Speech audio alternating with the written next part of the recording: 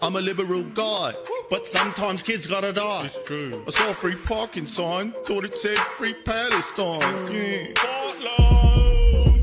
But a Zionist Jew, born and raised with Western views, yeah? This is self-defense, so get your neck off of me, boot, please. Ain't it? Israeli, none of your business. You what? This is my land. You can tell by me accent. Yeah. My homeland is threatened. I'm from the main of a Western, and my white skin is reddened because the sun is anti-Semitic. Arabs say gays, make all them ladies them cover their face. It's a disgrace because we love the gays. And if you don't like us, I hope you get AIDS, bitch. I'm a good guy, I'm a good guy, I'm a good guy, I'm a bad guy. Arabs are genetically predisposed to hating women. If you don't believe me, you're a fucking twat, you are. And I hope Hamas finds you, yeah? And I hope they corner you on the street, and I love all people. You can tell cause I drew a heart with the dreads of me tank. I respect all cultures, but you better be like the West or you're gonna get banked and stripped, lit up, split up, British shit, set up, Jewish settlements, pick up TikTok, do a dance, but that ain't me though. Haven't I always been right by your side? Whether you're black, purple, yellow or white, even support the creation of free Palestine, I say. Pico, cut it, run it, done it, go. Good or bad, it's hard to tell. Going fast for Israel. Bibi is bad. Yeah. Wish he was gone so peace could be had. But this is a war. Yeah. So I support him like he was my dad. Or maybe me nan. I love me nan. I am against the occupied land, but I trust the plan. So I'ma defend it as long as I can. These Arabs are racist. It's not a wall, it's a quarantine. Shit is contagious. It's not a genocide, it's a vaccine, it's containment, yeah? Some people think shooting fish in a barrel is courageous. Don't care what the ICJ says. Palestinians is problematic, which means they need to die. Everyone knows. It's complicated. I believe in peace, I believe in love, inequality. I believe in all that liberal stuff, which is why Palestinians should be exterminated. Oopsie daisy. More than two things can be true. Arabs I matter a lot less than Jews. Borat was not as good as Borat 2, yeah. My brain hurts cause it is leak, current anatomy small. I am ugly and I am bald. Water and oil, it's my political evolution. Blood and soil, yeah. Mix them up, that's a two-state solution.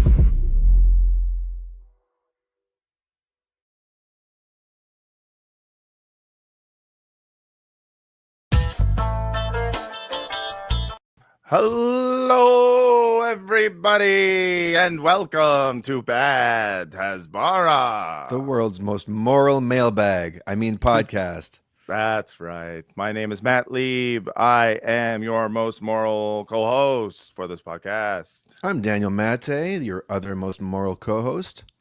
I'm producer Adam Levin, your most moral producer. Hell yeah, dog. We're here. We're live. We're doing it live again. It's been a while since we, I think, did like a free live. You know, like it's been a while since we did any kind of live, but especially a free one. Yeah. Yeah. It's been a minute, and I'm so excited to be talking to people live. No cuts, no editing has to be done.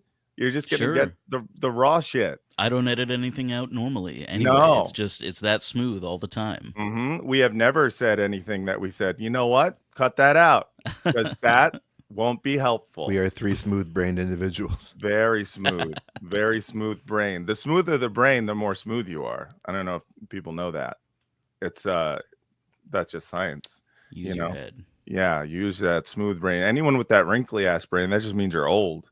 Not me. I'm young and smooth brain and wet brain, and I got a good brain. What's up, piggies? Shout out to the piggies who are in the comments, you know, saying stuff like oink oink and OMG. Is that producer Adam? Yes, it is. Thank you. Read boys. Read good boys. sleuthing there, Reed. Yeah, Reed can read. Read boys was going to be the other podcast name. Just very well read boys. Thank you guys for joining this live. We We have been promising a mailbag episode, I think, since the beginning. And it's just one of those things where you think, well, when we have a day where we're like, let's just fuck around and not prepare, I'm certain that'll come up soon. And then it doesn't happen because Israel just keeps doing war crimes. And you're like, well, fuck, now I got to talk about this. Yeah, the world keeps getting awful is the issue. Yeah. It would be nice if they took a break. Well, I think I think they didn't because they thought it would stop us from doing a mailbag episode. I think it was written into the fine print of the ceasefire deal, and they're like, we cannot allow this historic thing to happen on the podcast of Bad Hasbara. But you know what? Fuck you, Mr. Milchek. We're doing it anyway. That's right. Fuck you, Mr. Milchek. No spoilers. Speaking of I was just going to say, please no spoilers. I have still not seen the second to last episode of Severance, nor the last episode of Severance, which just you can go to my Twitter if you want to hear what I thought of last night. But okay. I sped by it. I noticed that I should have banned the word from my feed. Yeah. Oh, I should do that because I just don't. You will get. I mean, you open the door a crack and all the plot twists and all the. Okay. Fuck. Yeah. All right. That's Harrison fine. Ford is Red Hulk. Yeah. It turns out everyone was dead the whole time, and it's planet Earth, and there's the Statue of Liberty. It's a cookbook to serve man. And it's a cookbook to serve man, and the glasses fall down and they break. These are all great pulls, people in the chat. Pulls from all Jack sorts Lemmon of robbed The Office. That's right. Yes, that was a great twist. We're back to our Glengarry Glen Ross roots. Speaking of Glengarry Glen Ross, sort of. Do you know Bill Burr is going to be in a Broadway production of? It's in previews right now. Bill Burr is playing Ed Moss. Kieran Culkin is playing Richard Roma, Pacino's role. Bob Odenkirk playing Jack Lemmon's role, Shelley Levine. Michael McKean, Bob Odenkirk's brother from Better Call Saul. Yes. And of Spinal Tap fame, playing Arano. Yeah. I'm like so stoked on that. Come out here. We'll go see it together. I was thinking about it. I was like, I actually would see that. I love Broadway, of course, and I love what's coming after this though. Cats. Well, that to the Kennedy Center, but the DEI Glengarry Glen Ross. Yes, I heard about this. An all-female cast of Glengarry Glen Ross. That has been done, I think. I think it was done in England or somewhere. I'm excited to see that. Turns out they're people too. Yeah, the funny thing about that, anyone being mad about that is you first have to admit you are a big Broadway head. To complain about DEI on Broadway, it's slightly more ridiculous. The slice of cake. It's more the gayest ridiculous. Way to be a homophobe. Yeah, exactly. It's like when people complain about a bakery, or it's like if a baker is like, I'm not going to serve a gay wedding cake. It's like, you're already a baker. I'm not going to make my flowery pink cakes for gay people. Yeah, exactly. It's like, are you kidding me? Why is that your profession then? Look, man, Simply Fabulous Cakes has been in my fucking family for fucking generations. Oh, listen, there's no fucking way I'm giving two dudes this beautiful pink flower cake with a heart on it. My grandpa was in cream and butter in Brooklyn to make no cake for fanooks. It's so funny. I love that. I love that about people. People are just like, homophobes, they come in all shapes and sizes and forms. Anyway, welcome to the mailbag episode of Bad Hasbara, the world's most moral podcast. Yes. Very focused episode. Yes, super focused. We're gonna go everywhere. It's actually a relief to not have to keep it together because we're not so good at keeping focused, are we? Yeah, no, we don't need to keep focus. But that's why you like us. I think I don't really know why you like us. But anyways, first and foremost, speaking of stand-up, I urge you all to please come to San Francisco on May 7th. where I will be performing with my wife, Francesca Fiorentini, at Cobb's Comedy Club. Get your tickets. I'm posting a ticket link. Or did I? Nope. Did it work? I posted in the chat. Whoa, that's it's long. I don't know if it's an actual link. I'm not good at knowing how to do this, but please go to google.com and search Cobb's, Matt Lieb, Francesca Fiorentini. You will find it. And, someone who's good at making links, please put the link in the chat.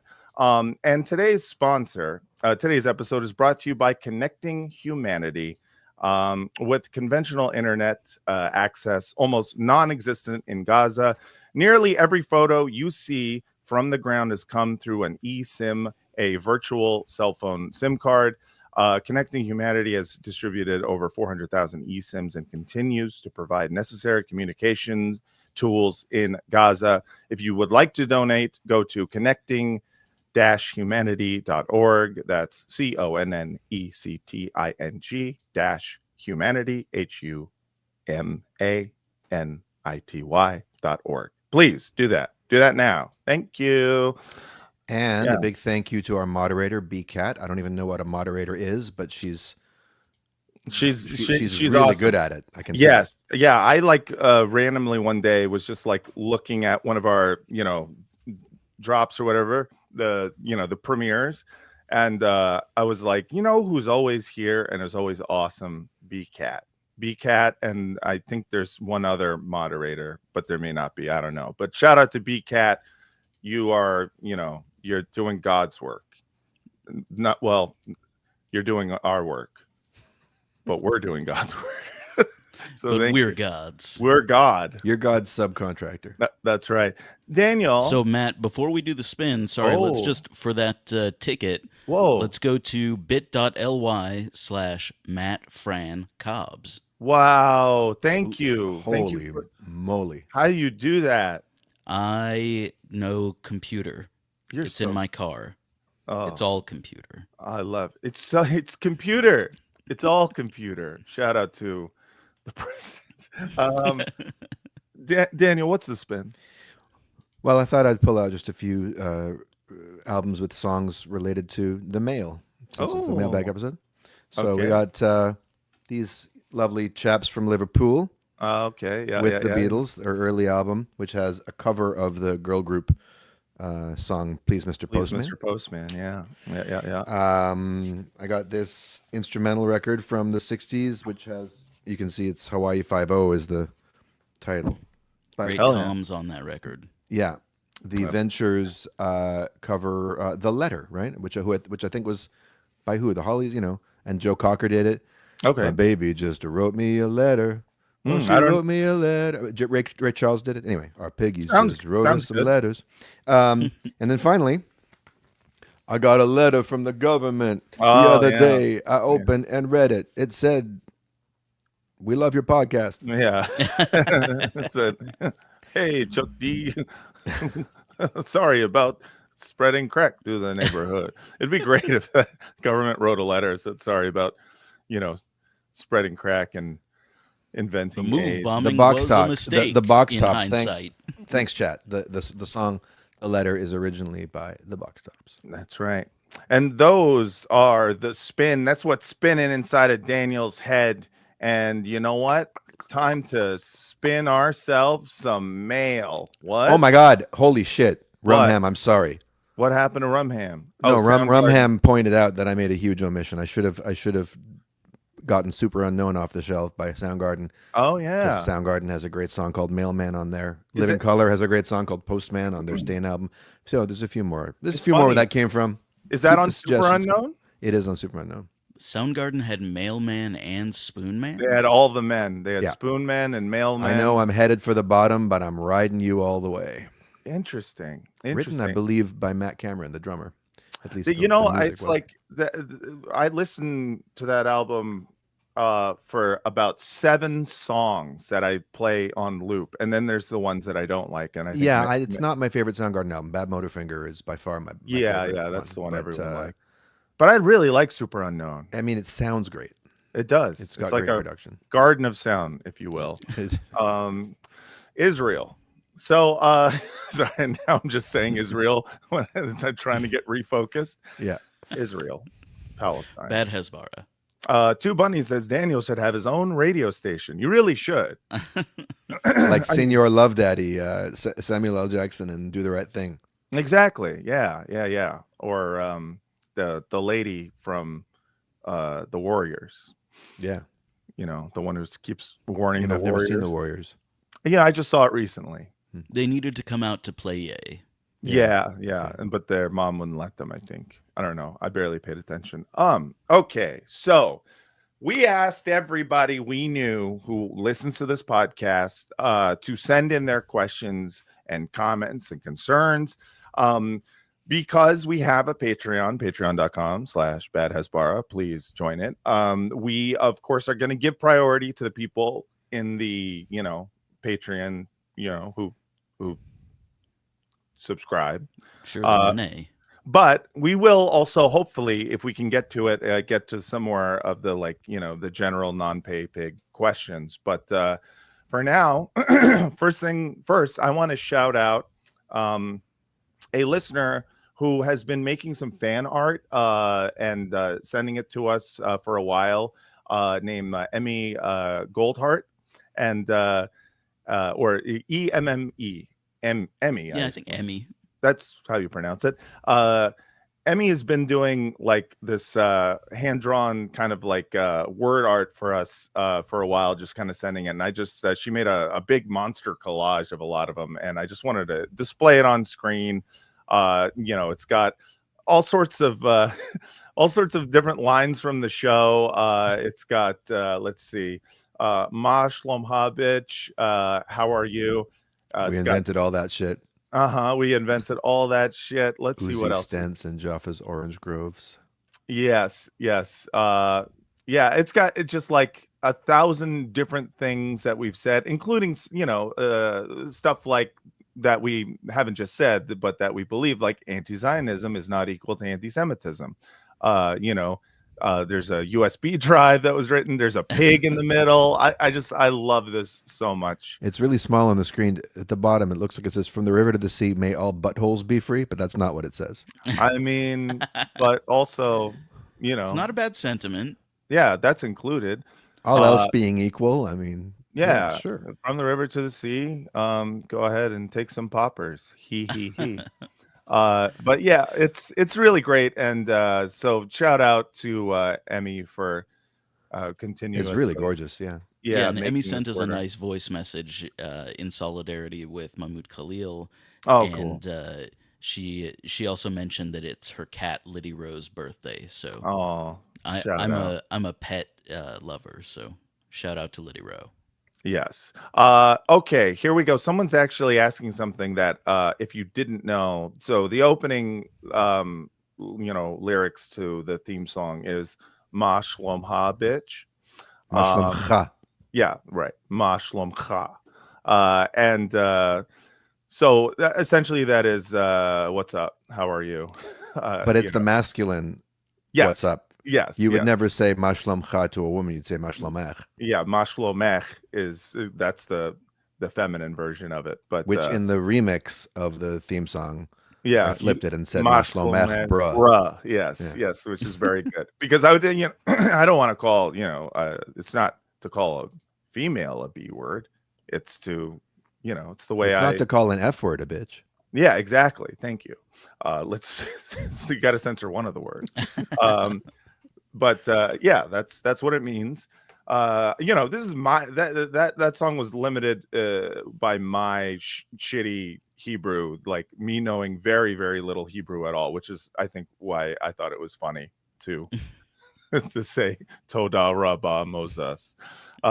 Toda Rabba means thank you very much. Yeah. Okay, so let's get to some questions. This first one is from Toby. Toby writes, I moved back to my hometown after 20 years in the Bay Area, and a kind neighbor remembered me after all these years and has been an absolutely lovely neighbor to me and my family. I have been standoffish the last year because my neighbor is from Israel, and a lot of what I'm up to lately revolves around protesting that country. I'm too afraid to broach the subject because it would break my heart if I learned she's a Zionist. I've decided I'm not going to ask. Does that make me a coward and a hypocrite, or should I just ask her so I don't have to wonder and fret? Great question. I mean, I'm of two minds about this. On the one hand, it to me, it all depends on how close you are to this person. If this is just a friendly neighbor, acquaintance that you say hi to when you're like, entering your apartment, or your house or whatever, then no. If you just like having what I would consider like a normal friendly relationship with a neighbor where you're just someone you say hi to when they're walking their dog, then I wouldn't get into politics. But I assume you may be closer than that. And I mean, to me, it's one way to get even closer to any neighbor is to have them over, have some dinner, and then start talking about stuff. I'd bring it up if it was someone you cared about. And I don't know, what do you think, Daniel? Well, certainly I would from the jump rephrase the question. The question is not, are you a coward and a hypocrite? Right. No, you're not. No, don't make that what's at stake here. Yeah. First, we're not going to sit here and judge you and imagining you sitting there and judging yourself. Right. It doesn't feel so good. Like, so, you might be a coward, but not for this reason. Yeah. You have some trepidation, right? I would approach it from the perspective of how important is it to you to be. Yeah, I think what Matt said is real. There's a threshold of closeness above which it could become very taxing to you to conceal and pretend. Mm-hmm. And if you want to have a human connection with this person, and I'm not one of these people who's going to say, Zionists aren't human or Israelis. You shouldn't. Right. I mean, we're living in North America, and this person is here. You don't know anything about this person, and there's all kinds of possibilities for one-on-one conversation and connection, even with people who you think are horrific. Stranger things have happened that people on completely different sides of political issues have had human interactions, and sometimes cool things happen, and sometimes as a result, and sometimes not. But I would say that if it's causing you stress, and as Matt says, you do want some kind of relationship with this person, or you're drawn to that, then I think the thing to bring up is not necessarily Zionism itself or going at them for the political, but actually just admitting, hey, you know what, there's something I need to tell you. Like, I'm actually uncomfortable. I notice when I'm around you, I get tense. And that's because I have been engaged in activism work that really means a lot to me. Right. I've been doing terrorism. What's that? I've been doing terrorism. I've been doing terrorism. I've been doing pro-Hamas propaganda. I have a closet full of Hamas kitty gear. Yeah, I got but actually coming from your heart, which is, you don't come at them with an accusation, but it could be like, I actually find I can't interact with you authentically without broaching this topic because I know you're from there, and it's very, so I wonder if you'd be willing to talk about that with me, and just I could find out, how you see things, because there may be some views of yours that could get in the way for me. I don't know. Right. But owning your own discomfort and coming from there may sound like it's coming from a losing position, but actually I think the vulnerability of that and taking responsibility for, you know what, I'm feeling that there's something in me that's uneasy here, and I want to just I just want to clear the air. Yeah. Can I take a slightly different tack on this? Of course. Hell yeah, I think any of these could be valid. You don't have to wade in on everything. I think that I always tell people it's free to shut the fuck up. Yeah, that's right. And you can have a closely held belief and not necessarily need to engage with everybody on the basis of that belief and make that the cornerstone of an interaction that might just be oh, hey, thanks for picking up your dog poop or whatever. Right. Yeah. Yeah. Sometimes it's more unhealthy too, you know. To Well, like, it depends what your intention is, I would say. yeah, And I think Adam's totally right. It could be a valid choice just not to engage with that. yeah. Either way, you're not a coward for not doing it. And if you know, none of us are trying to convince you to do it. I think we're just putting ourselves in your shoes, and I don't know. At least I can only speak for myself, but I don't know if I would be able to resist from doing, especially if it's someone I knew. You know, and especially if they were doing the sort of neighbor thing. You can imagine the sitcom or the movie comedy where the Israeli neighbor keeps coming over with, I brought you some hummus. I wanted to give you some food from my culture. You know, if they were imposing their Israeliness on you, and that might be one thing. Yeah, I know that. Sorry. Go ahead. I was just gonna say, I personally, I love, I enjoy it. I enjoy talking to, you know, people in real life who are, whether or not they're Zionists. If they're Jewish, I'm usually talking to them about like what's going on. They're usually talking to me about it first, and then I'm like happy to engage. They always act like I mean, if you don't want to talk about it, it's fine. I'm like, no, I'm ready. I love it. That's why I started a podcast about it.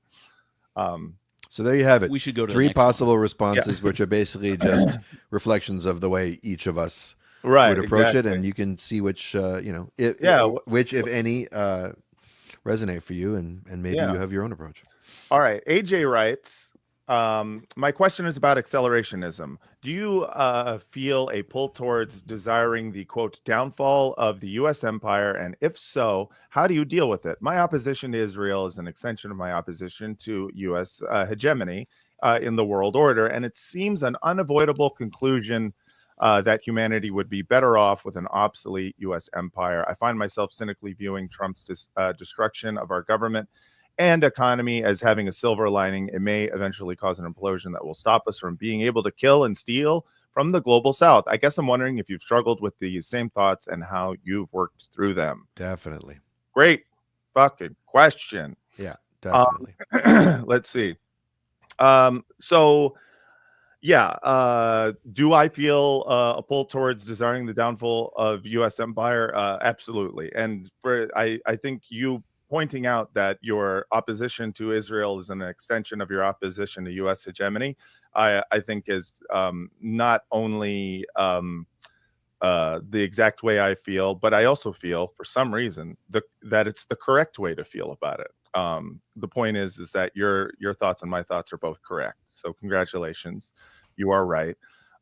Yes. So you know, with regard to accelerationism, or a strategy, I think I would make it distinct from a strategy of acceleration versus accelerationism versus accelerationism being sort of a like you said, a silver lining, kind of like on the bright side of the administration that we are currently living through. Like I'm not someone who necessarily believes in the strategy of accelerationism, like get a fascist, that'll be good. I don't think that's true. I think it's like, asking for trouble. That's what we're talking about, right? In terms of accelerationism, is things should just get worse quicker so that we get to the natural end of it. Yeah, right. But Matt's making a good distinction, I think, between like, therefore we should go out as leftists or as anti-imperialists and try actively to hasten the rise of the most fascism. Extreme right-wing lunatic elements of the Republican Party, so that like a conscious, as opposed to a coping strategy. There's strategies. Yeah, I hope more for like a controlled descent than like a wing coming off the plane.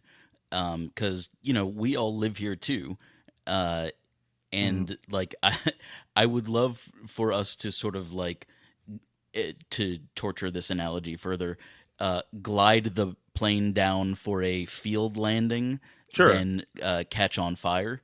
And so I hope there are ways, even within the body politic of the United States, where a center-right party is sort of the furthest left in the mainstream, Right. that we can somehow pull it leftward, and not make these things like the amount of debt, the home ownership crisis, the greater stratification of wealth. Like, I would rather us work to ameliorate those things than let them push happen. toward it. Yeah.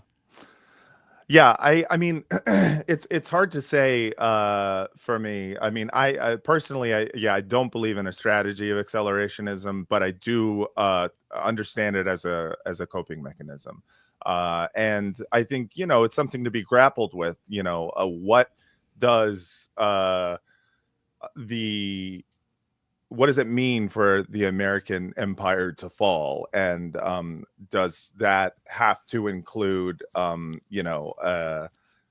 the rightward shift? And I don't think it has to include fascism. So I don't, in any way. It was crumbling just fine under Joe Biden, too. Yeah, exactly. And so for me personally, I just it feels like a coping strategy that I understand completely, and I don't necessarily know if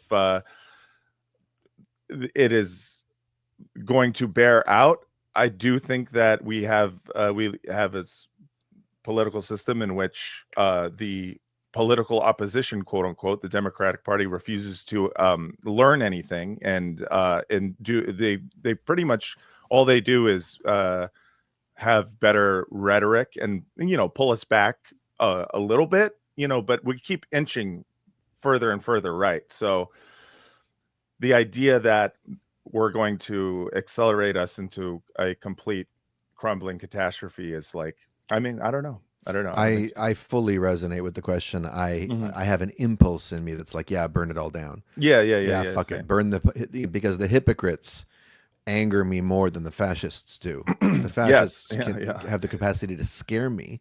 Yes. But like do you I'm get scared. worried about yourself getting burned in that fire? Not. I mean, I know there's a lot of people who have a lot more reason to worry about themselves getting burned in that fire than I do. But it's entirely I'm a big possible. scaredy baby. Well, I'm a legal resident, but not a citizen of this country. Right. Who's just gone through a visa renewal process, which I shouldn't talk about on air, but like I have things to lose too in terms of the capacity to live here. And I of course I'm worried. I'm a citizen of the planet, but I don't have a lot of fear about the future. What's coming is coming. But I do struggle with that because a part of me can emotionally, there's a pull, and I like the way the question phrased it. Do you feel a pull? And I do feel an unconscious, almost, I don't know if it's a death wish, but it's like I would love to see I would love to live to see some major collapse. Now, of course, do I want to live with the consequences? I don't know. And let me just read something from a Leonard Cohen poem from about 22 years ago. Yeah, it's not that long. I'll read the whole thing but it's the very, very last line that I think answers this question in a way that should give us pause. And Leonard Cohen was prophetic. He wasn't political. He said, "What is coming? 10 million people in the street." Let me say this again. What is coming? 10 million in the people. Excuse me. What is coming? 10 million people in the street cannot stop. What is coming? The American armed forces cannot control. The President of the United States and his counselors cannot conceive, initiate, command, or direct. Everything you do or refrain from doing will bring us to the same place, the place we don't know. Your anger against the war, your horror of death, your calm strategies, your bold plans to rearrange the Middle East, to overthrow the dollar, to establish the Fourth Reich, to live forever, to silence the Jews, to order the cosmos, to tidy up your life, to improve religion, they count for nothing. You have no understanding of the consequences of what you do. Oh, and one more thing, you aren't going to like what comes after America. So that poem is there as a kind of buffer between me and rushing into a kind of, because it is a coping strategy. Like, okay, let's just get a kind of mass suicidal. Yeah, let's get it over with. Let's burn it all down. I understand the impulse. I try to allow myself to feel it, but I try not to let it run my thinking because, of course, there are consequences that we don't want to say we're cavalier about in advance. Right. Yeah. Matt, do you want to move on to this Moose and Poutine based question? Yeah. For the Barb from Ottawa. Yes. Okay, so new Canadian Prime Minister Mark Carney has chosen a rabid Zionist as his chief of staff, Marco Mendicino. I love his sandwiches. Marco Mendicino? That's his Marco name? Mendocino Farms. I love it. Yeah, dude, those are good ass sandwiches. Good. Thank you, Chief Rabid Zionist, Marco Mendocino. Can you spend part of your show on that? I know absolutely nothing about that. I'd never heard of Marco Mendocino, and I'm Canadian, so we could look into him and see if there's anything hilarious. Because that's really the standard. Yeah. Well, I think what we should do is maybe at some point do an episode just on Canadian politics and Canadian Zionism, because I do think it is interesting. Our neighbors to the north also have some rabid psychopaths, and if anything, it's a more right-wing Zionist Jewish community. Yeah. Descent. It is really interesting, but it also conversely has a really cool, radical anti-Zionist fringe, especially in like Montreal. There's a lot of great anti-Zionist Jews out there who I think we are call awesome. that fringe a tzitzit. Yeah, exactly. But so at some point we will get into that. Let's see. This is from Chris G. I was wondering if you have any advice for communicating with my centrist liberal friends. Most of them are very susceptible to, quote, deference politics. So the liberal Zionist talking points of anti-Semitism and, quote, protecting LGBT people basically shuts down any critical thinking for them. I'm not Jewish myself, so I feel uncomfortable pushing back too hard on these points. Anti-Semitism is, of course, disgusting and unacceptable, and I never want to be misconstrued as being on that side. Great question, Chris G. I mean, if they're susceptible to deference politics, that's when you reach for your Ilan Papes and your Norman Finkelsteins and your, your B'Tselems and your Breaking the Silences and all the Israelis who have spoken out, and us. I mean, fucking hell, like defer to us if you're going to defer Bad Hasbara, us, yes. No, completely. Save you.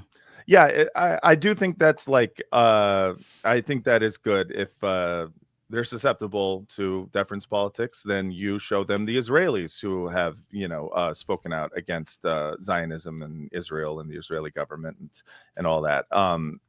Especially and the ones who say outright that it's not anti-Semitism to do so. Right. Yeah. And I think it is, it's an in. And I think all of their other, liberal deference politics points will be addressed through that. And I don't think it'll be until hopefully later they get woke on Palestine and then they realize that the deference politics, the needing to have an Israeli tell you it's okay, the needing to have a Jewish person tell you it's okay to use your brain and have universal human morality will, hopefully happen at some point. But I until also then, think if you're stuck in the sort of rule following hall monitor politics of like, getting the correct permission in the correct order to to have an opinion, it's very difficult to break someone out of that. And you almost have to ask a foundational question, just, what if what you consider as orthodoxy is in fact wrong? What if you've learned an incorrect history that supports this,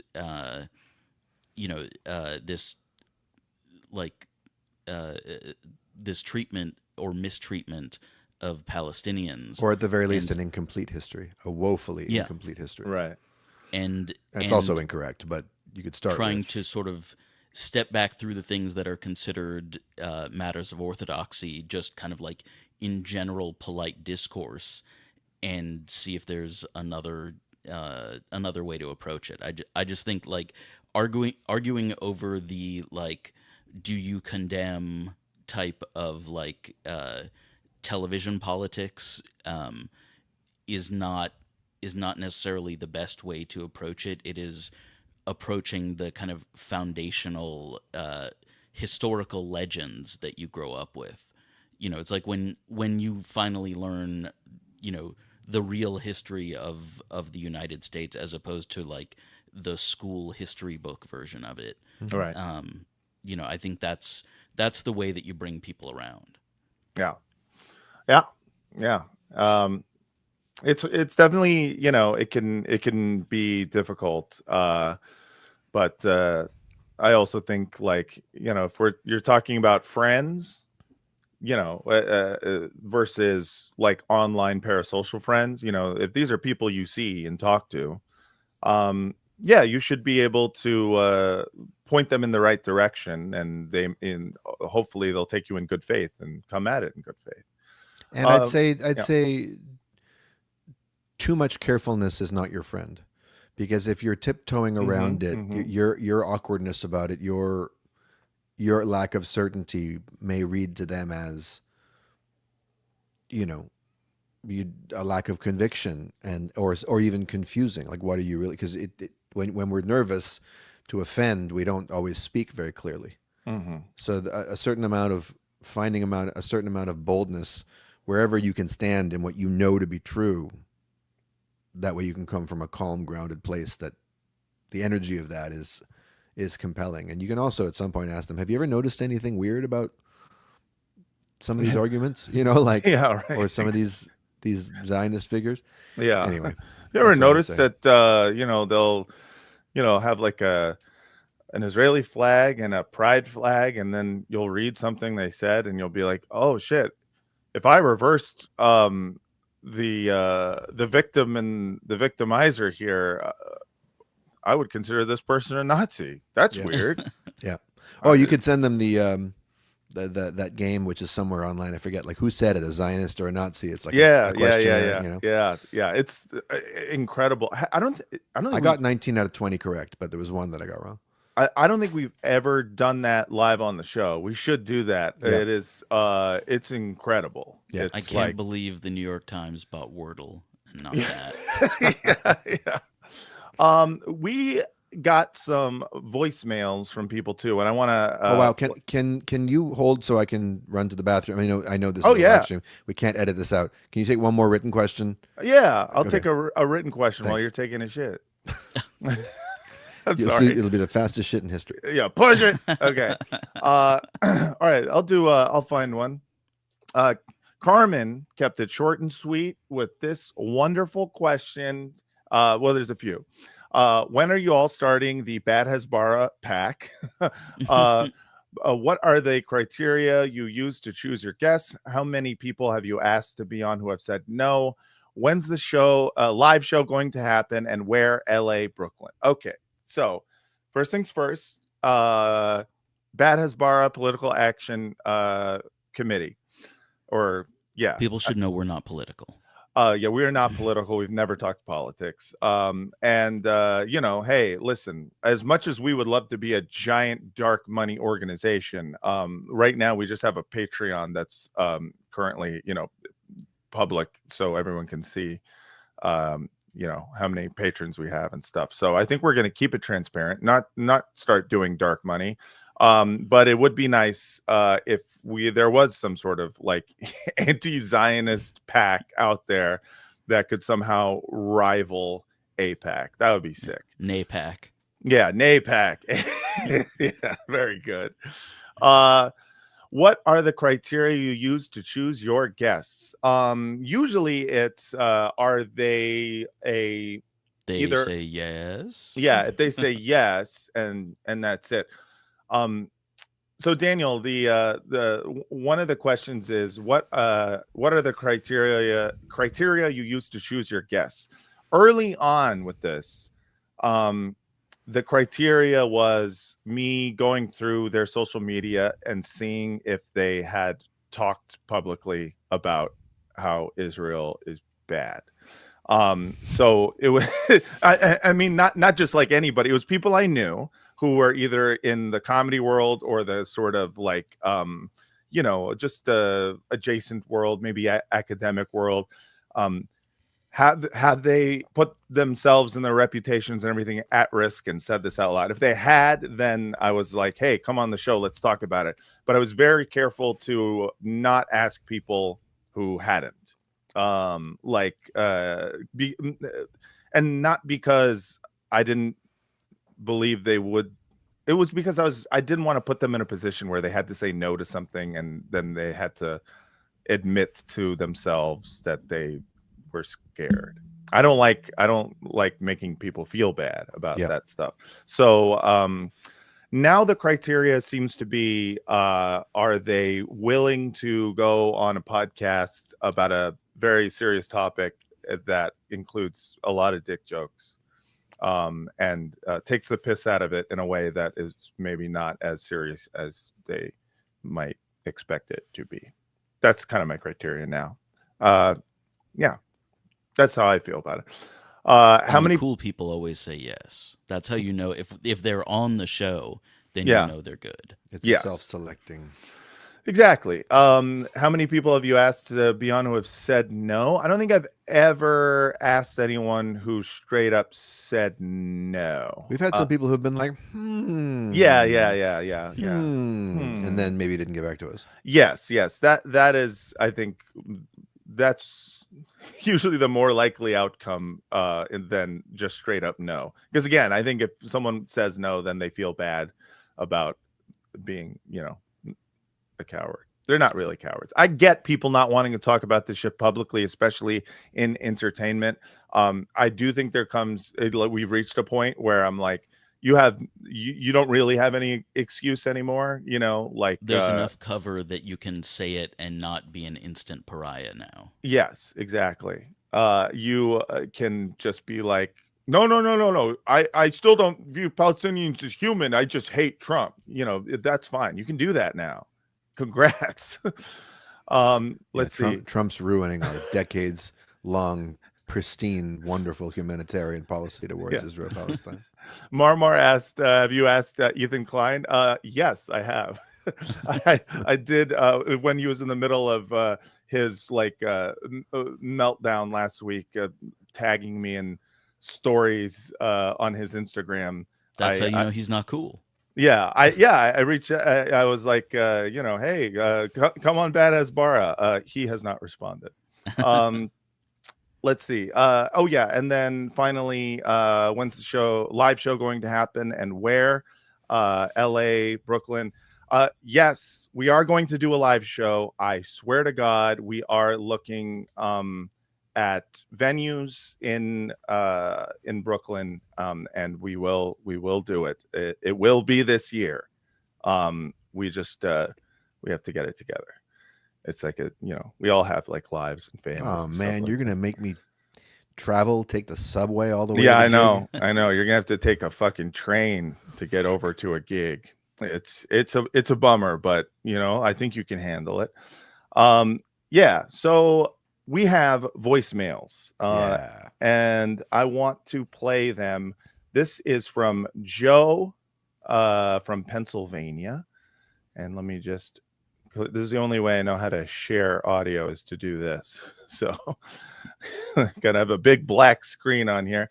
Here we go. Hey man, Daniel. My name's Joe. I just kind of wanted to call in and let you know what my experience is like out here in rural Pennsylvania. It's kind of a weird spot that you probably don't get too often. So we've been having these big, very libbed up protests recently in the Capitol. The organization's called 5051. And, it's just kind of a general, Trump, Musk protest. The old white libs are pretty pissed off, and so it's kind of funny. They're clearly new to this, but they're getting mad and they're getting out there, which is cool. Whenever the pro-Palestine folks show up, it's kind of seems to be met with largely indifference, which is kind of understandable, I suppose. But this most recent one that they had, I thought it was a good opportunity to kind of unite the two struggles here with the just disappearing of Mahmoud Khalil. It was cool. Like, one of my buddies that I met there, he got up and talked with the microphone in front of everybody and basically said, the poem does not go first. They went for the trade unionists and then they were satisfied, right? Like, if they're going to define protest as terrorism, we're all fucking next. Also, a Zionist showed up and tried to start some shit with me. Was chanting "I'm Israel High," and when everyone just kind of stared at him for being cringe, he got really sad and then went home. So that was cool too.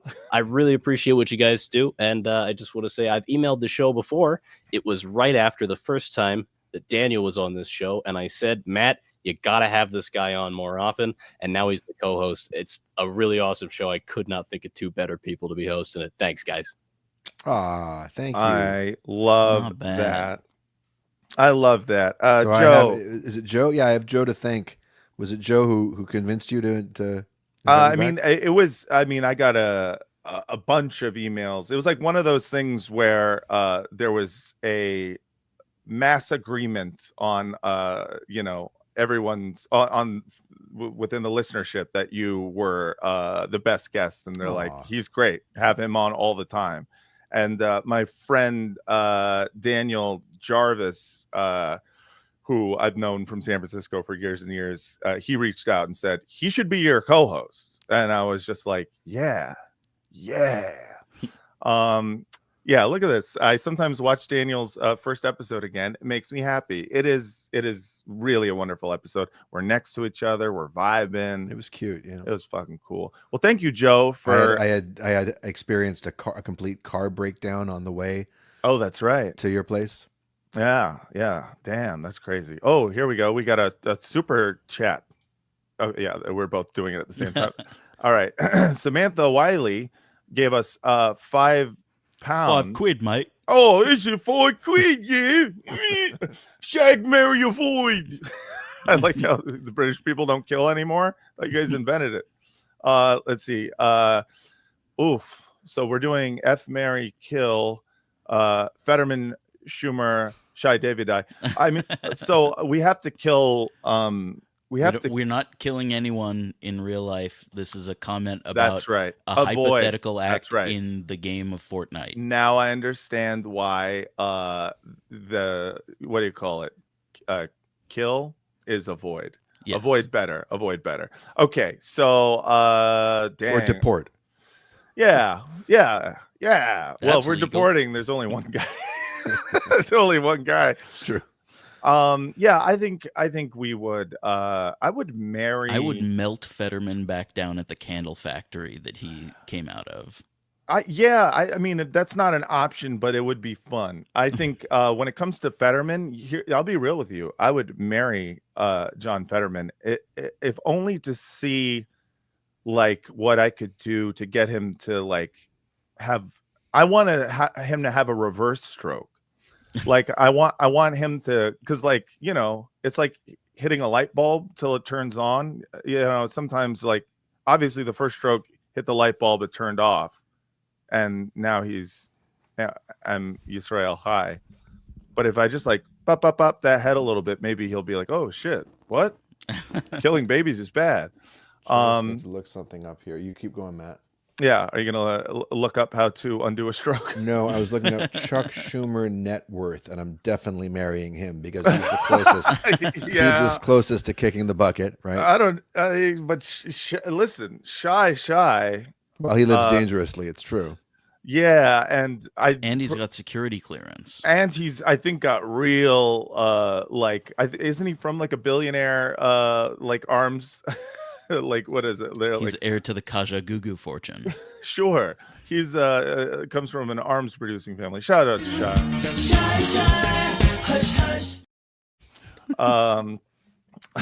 Let's see. And yeah, I guess I would I'd shag Schumer. Shakshuka, shag Schumer. Someone says they thought we were talking about Amy Schumer. Oh no, I assume Cursed it's topic. Cursed topic. Yeah, definitely not Amy Schumer. They are related though. I think They are cousins. Yeah. Yeah, that's Well, we haven't really answered the question, so I would marry Schumer for that reason. okay. I think Fetterman having any kind of sexual activity would be very, very dangerous to his health. So I would shag him. Yeah. To just, on the accelerationist tip. Yeah. Literal and tip. Then, but we'd have to negotiate the position in advance because I'm not getting under that thing. Oh hell no. The acceleration. Then I get to avoid Shav Davidai, which I think would be good for my health. Well, I think anyone would love to avoid him.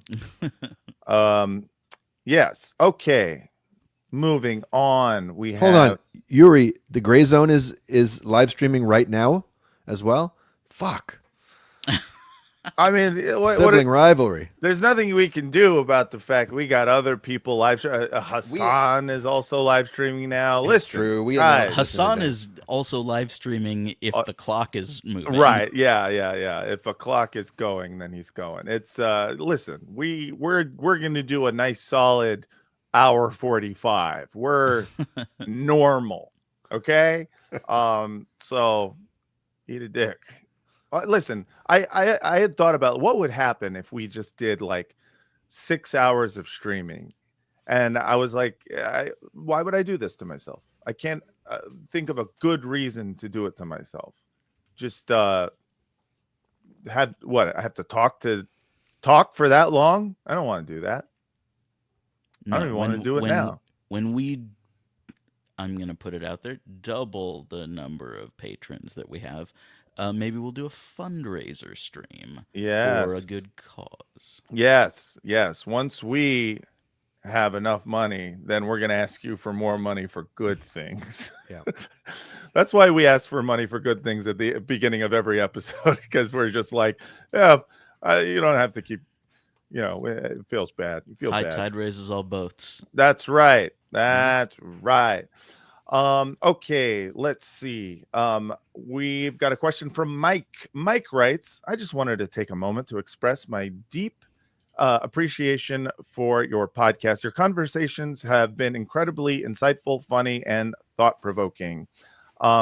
As someone who spent the first 2 decades of my life in Jerusalem, served in the IDF, and since relocated to California, I've undergone a humbling awakening about my understanding of the Israel-Palestine conflict. Growing up, I was immersed in a deeply one-sided narrative, and only since October 7th have I begun to really reckon with the realities I was once blind to. I now identify as anti-Zionist. Your podcast has been a meaningful part of this journey, challenging me to think critically, engage with different perspectives, and sit with discomfort in pursuit of a more honest understanding. Thank you for the work you do. It truly makes a difference. Damn. I thought it was gonna be a question. That wasn't a question. That was a really fucking nice comment. Yeah. I always think it's amazing whenever there's someone from Israel who either currently lives there and or who lives somewhere else, who actually listens to this podcast and enjoys it. I take it as a compliment to to listen to something in which we're making fun of not you personally, but your entire country, like the way you speak, the way you speak, the music you listen to growing up, everything about your culture, general vibe, your family, your parents. Yeah, no, but I think the way you spent your youth. Yeah, I hope that indicates at least some understanding that what we're doing is not because of xenophobia against Israelis. It's because it's xenophobia. It's xenophobia. Yes. Yeah. Thank you. That's where you're scared of the little tobacco pouches. Yeah. That's right. Yeah. I do want to say to that person, do we have a name on that? That was Mike. Mickey, as I'm sure they call you back home. Thank you for that. And I want to say that if October 7th woke you up Mm. in this direction, then you must have already done some work before it, because there's a lot of people who were in an ambivalent space, and October 7th sent them way back into the upside down. You know what I'm saying? Yeah, some people lot got of- heavily Dennis Millard. Yeah.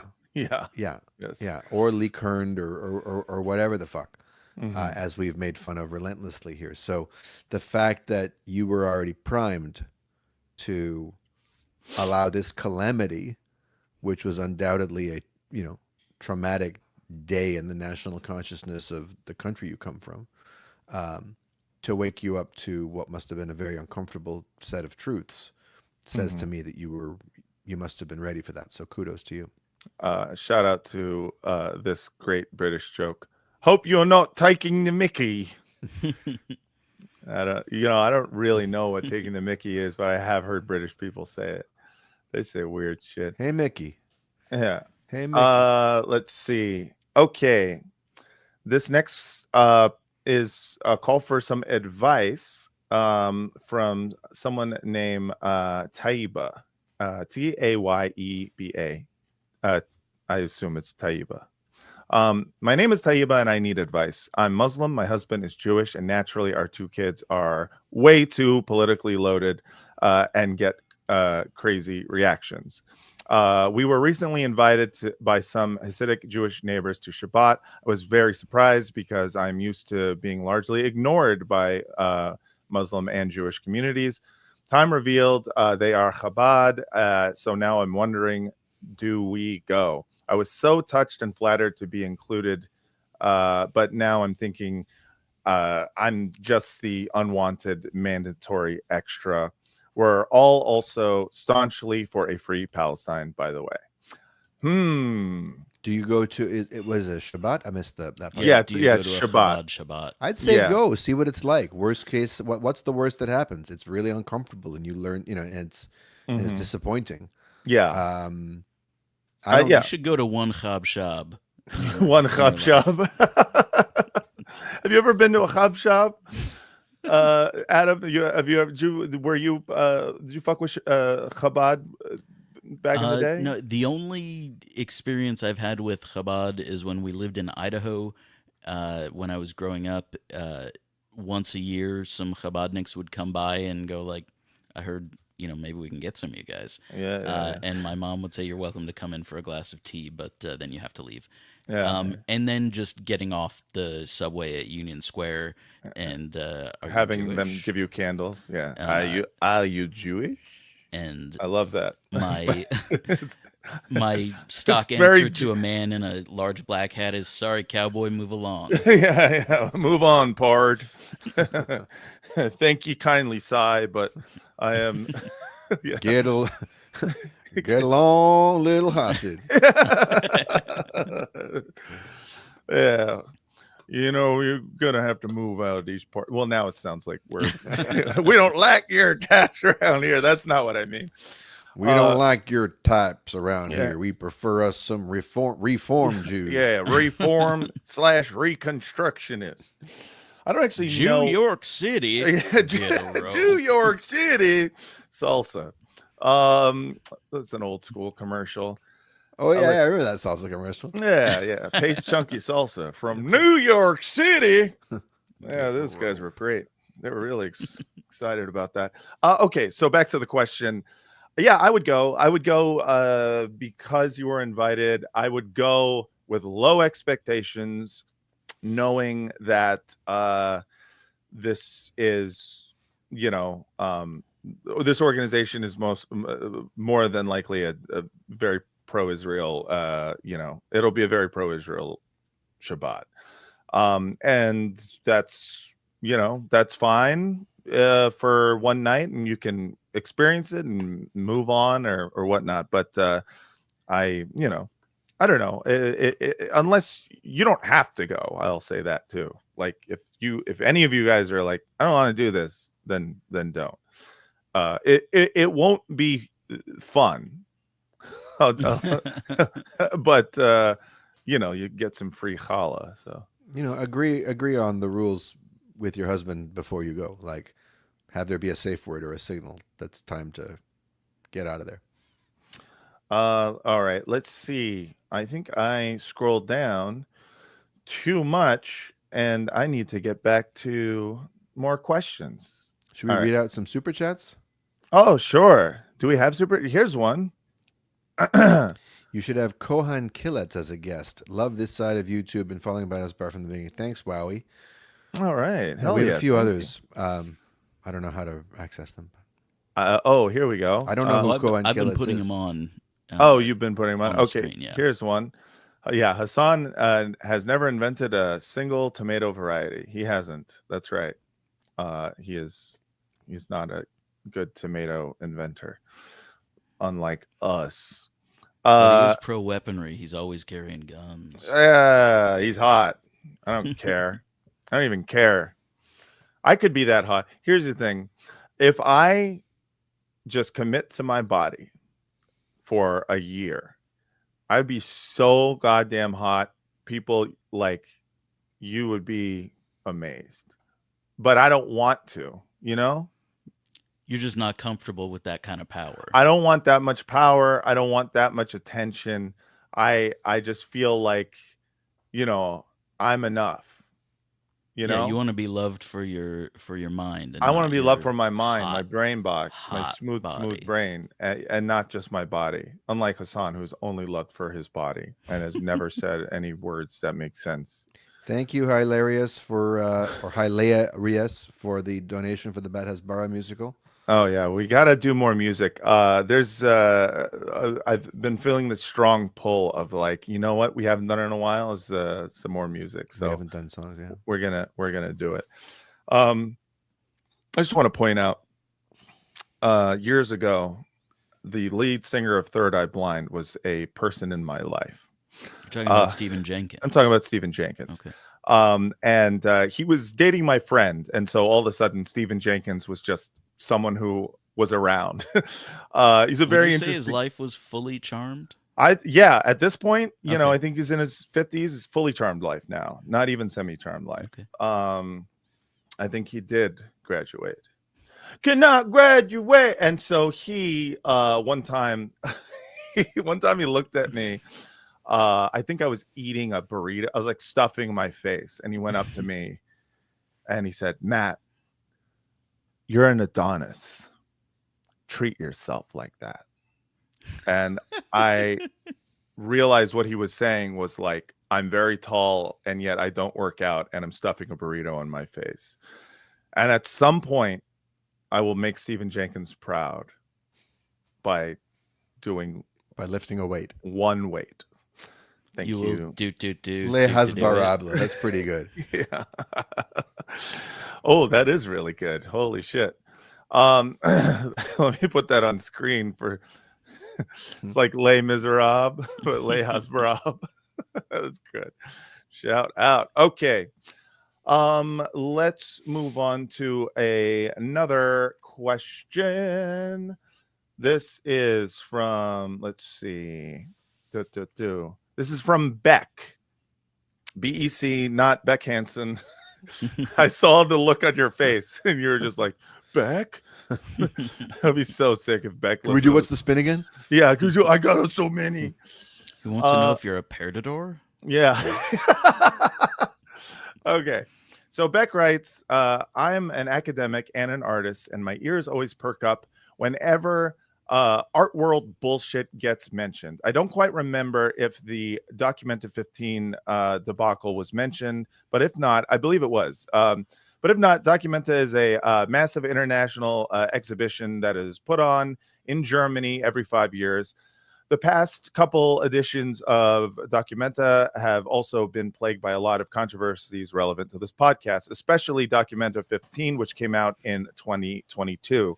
The controversy revolved around a mural that, well, caused the German and Israeli governments to react. For what it's worth, the work was made in a particular context, trying to metabolize living under Suharto's dictatorship. In typical German fashion, they came to the dumbest solution to people getting upset by this mural, covering up the whole thing with a giant black tarp. The whole 60-foot mural I was only up for 4 days. Given that I'm still sort of a dumbass, in parentheses, I have my master's in painting, not whatever this is. I'm not sure what to make of it, but it seemed like a weird and interesting story from my area of knowledge that you could all help me make sense of. Sorry for the long message, all the sources. I am an academic after all. We actually did cover the Documented 15 on an episode. I forget which one. It doesn't ring a bell for me. I must not have been there. Yeah, I don't. Maybe this was early on. Maybe you weren't there. I could have covered it with Dan from Three Arrows. This was like episode 8 or something like that. Yeah, it's an interesting story. So if you're interested in this, further reading, it's great. It's literally just the German government doing what it usually does, capitulating to any perceived slight by the Israeli community, not even the community, by just Israelis in general in government, who are just like, hey, that mural makes me feel bad for whatever reason. There's an Arab on there. Can we cover that up? And Germany capitulates. Yeah. So look that up. Watch that episode. It's pretty good. Let's see. Okay. More questions. I'm trying to see what would be. Oh, all right. Here we go. Joe, with a quick ask. Will you do some live watch parties for Hasbara films in the future? Like the Golden one, but less analytical, more free-flowing shit talking. That's a great idea. I think the only issue with that is in order to live stream those, we'd all have to like press play at the same time, but we'd have to make sure that you don't see the movie, because we can't live stream someone else's movie. Yeah, we'd have to have a gentleman's agreement with the audience to start the movie at the same time as us. Yeah. This is a problem as someone who is a professional podcast producer.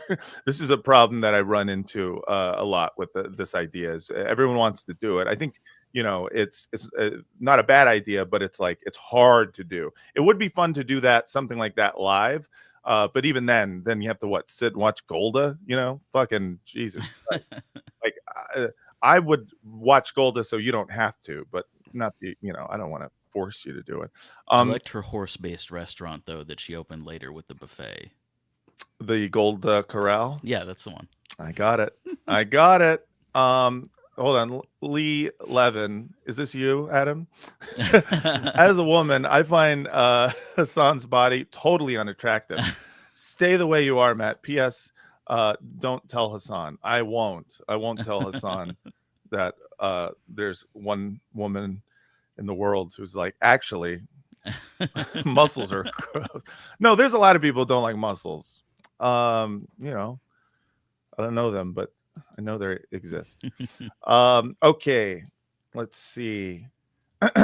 Jen asks, I would love to hear thoughts on whether you think being Israeli will ever become a point of shame or a punchline, this in the same way that it did with Germany post World War II. Will Netanyahu/Israel become an easy pull when a comedian wants to talk about an evil entity, or is the Hasbara effectively inoculated against this possibility? As someone of German descent, I would find it insane if someone was, quote, sensitive to criticism of Germany.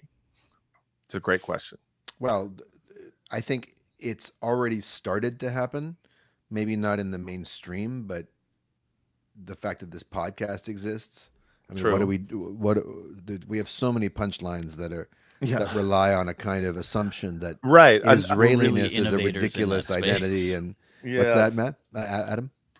I just said we're really innovators in that space. Yeah, exactly. Right. Yeah. When it becomes mainstream, people will be able to say it started here.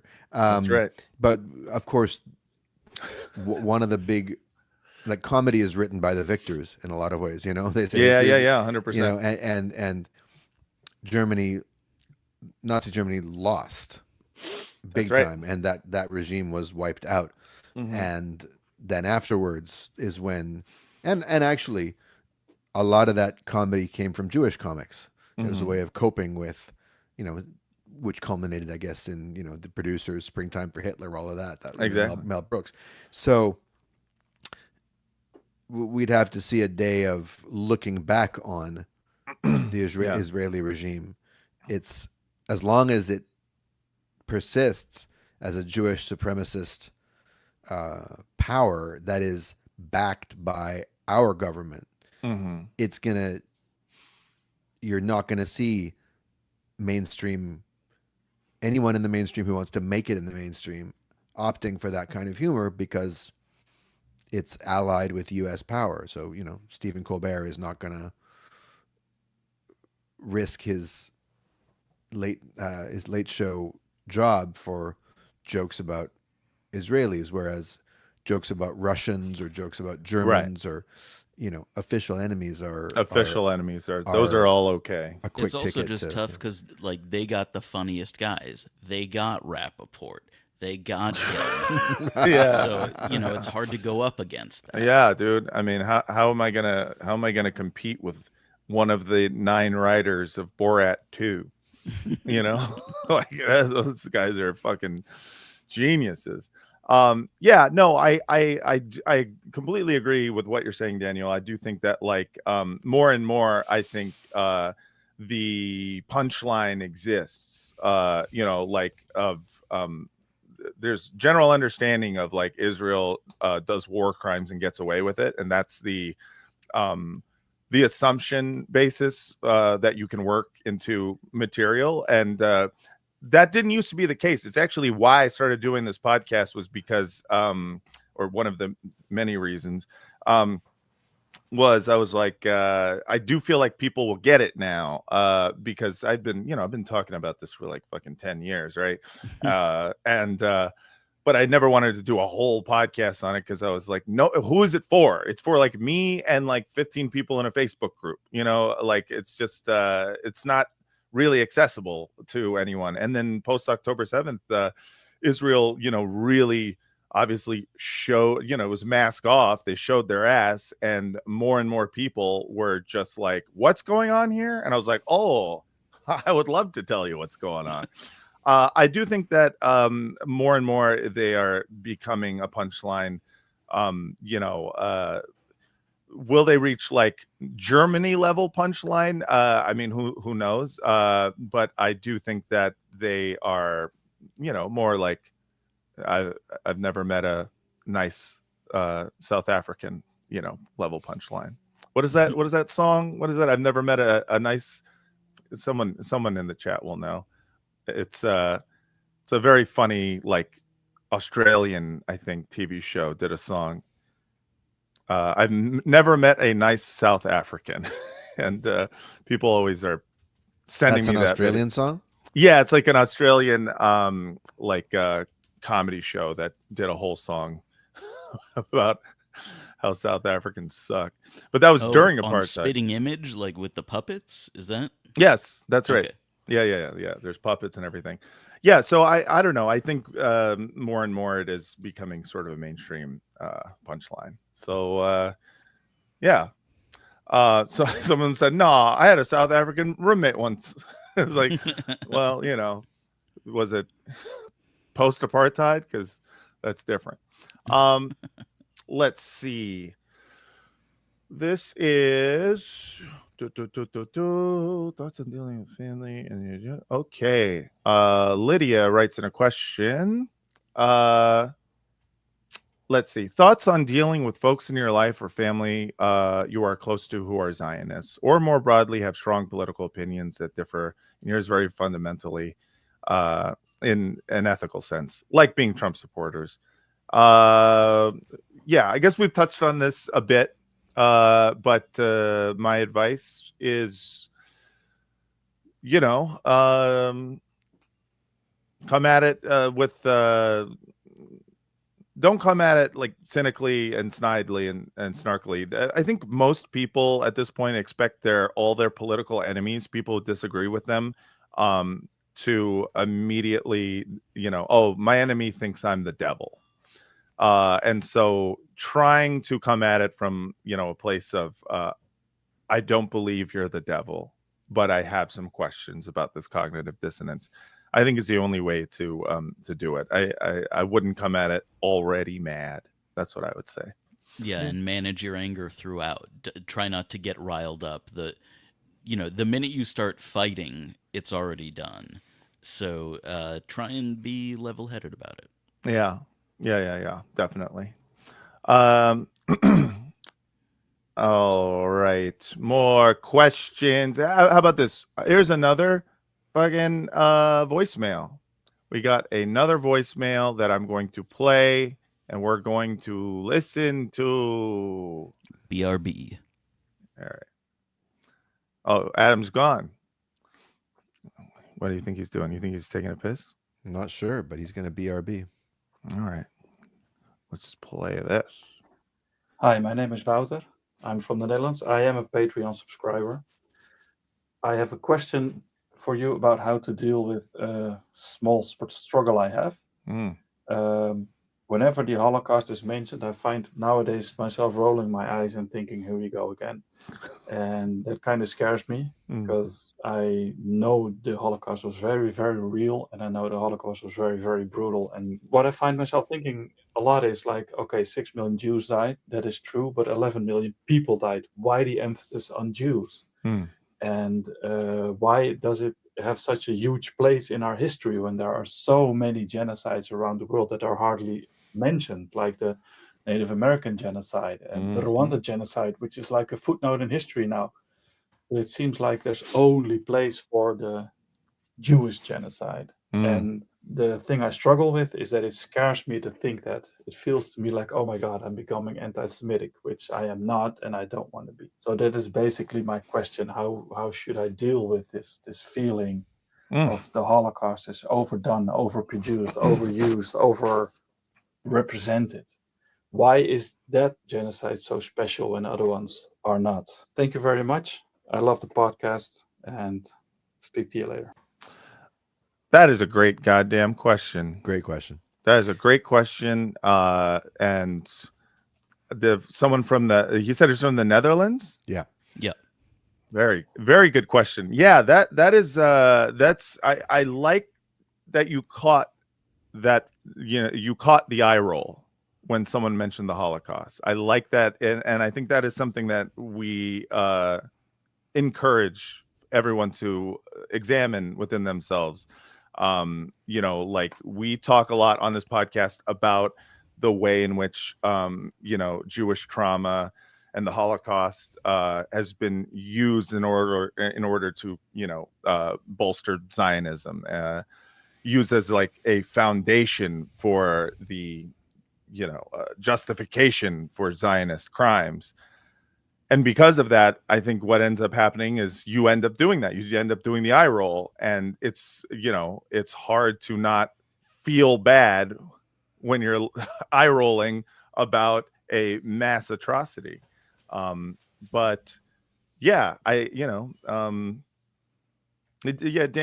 what are your thoughts on It's a tough one. I am the direct descendant of survivors of that period and that place, and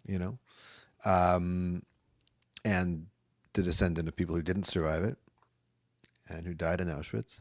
And I roll my eyes at this point. And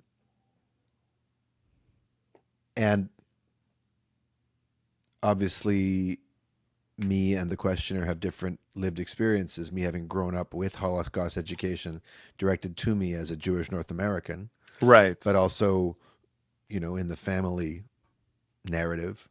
I think it's undeniable on a factual basis that what this person is saying has a lot of truth to it, that the Holocaust has been disproportionately focused on in the pantheon of genocides. Yes. That the 6 million human beings who were Jewish and murdered because they were Jewish in the event that we call the Holocaust, capital H, have been focused on much more than the other 5 million, which is much more than the 20 million Russians who died at the hands of the Nazis. To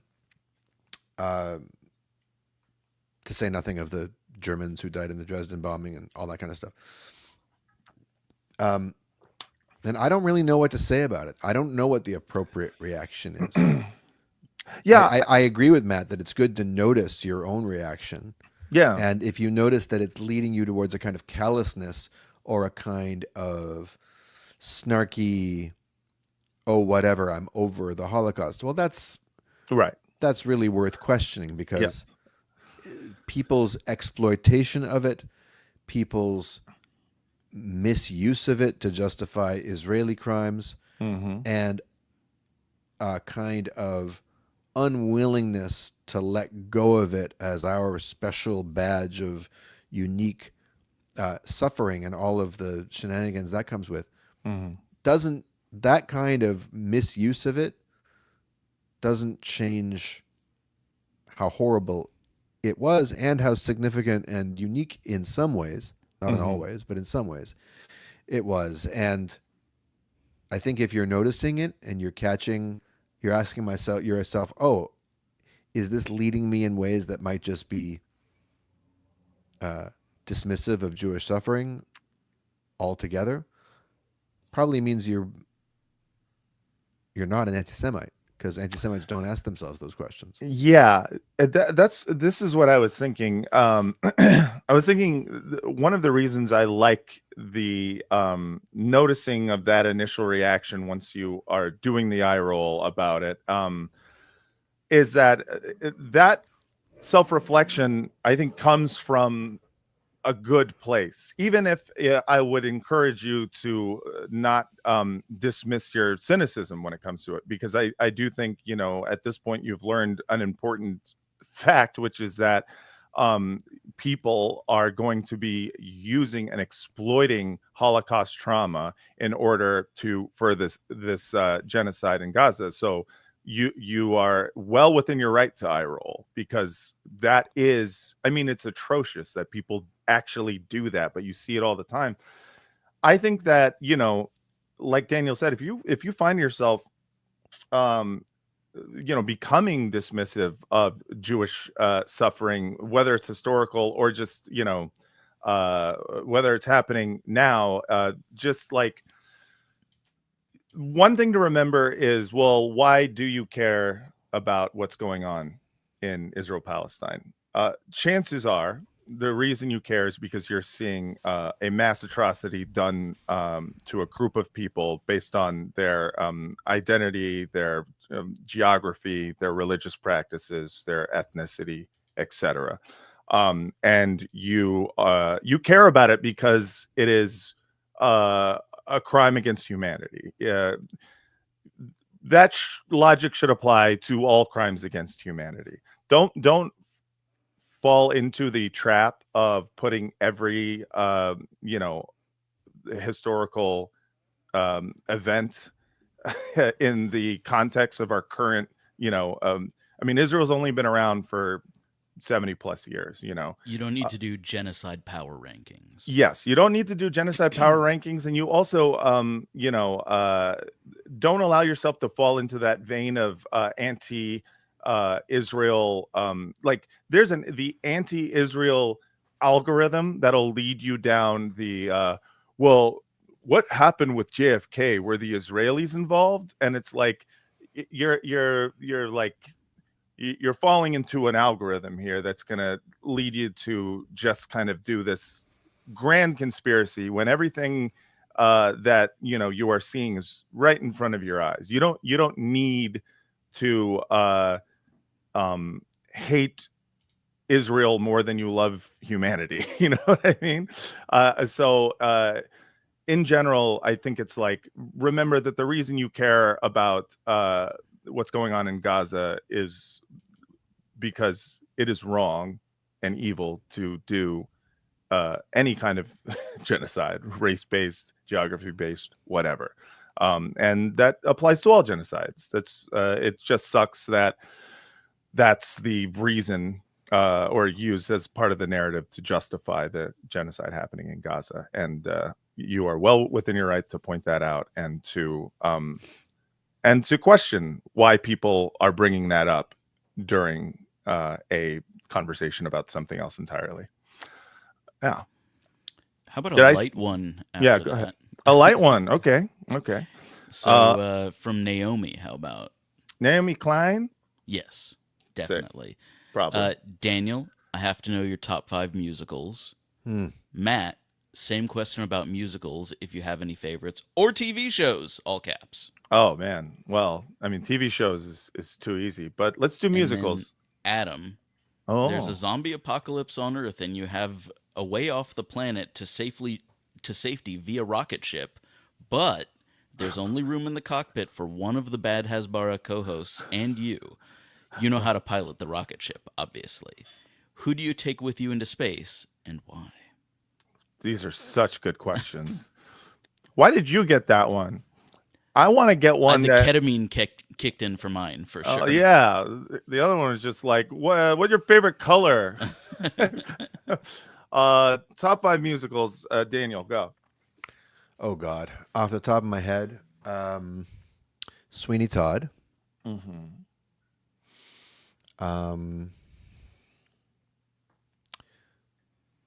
Fiddler on the Roof.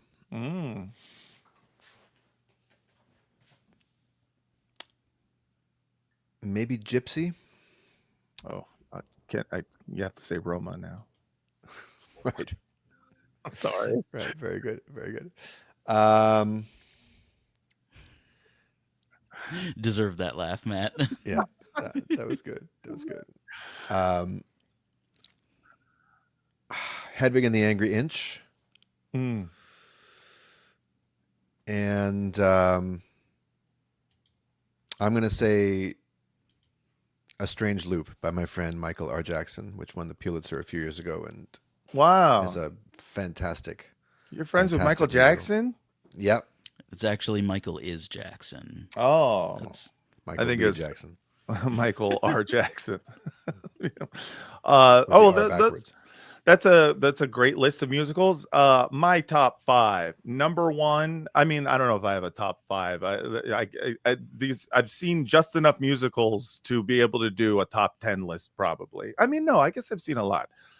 I guess I really like musicals. So I think in no particular order, the South Park movie. I think that's one of the funniest musicals of all time. And I would say I'm sorry, but I'm a big Wicked head. I really enjoyed Wicked. I love Guys and Dolls. It's just one of those musicals that it's like a classic fedora, guys smoking. It's just like, hey, we're gangsters, but we're singing, but in a better way than West Side Story. It's just like, I don't know. It's Marlon Brando. What are you going to do? No, and it's there's terrific writing in that show. It's really good. And Wicked's about croquet, right?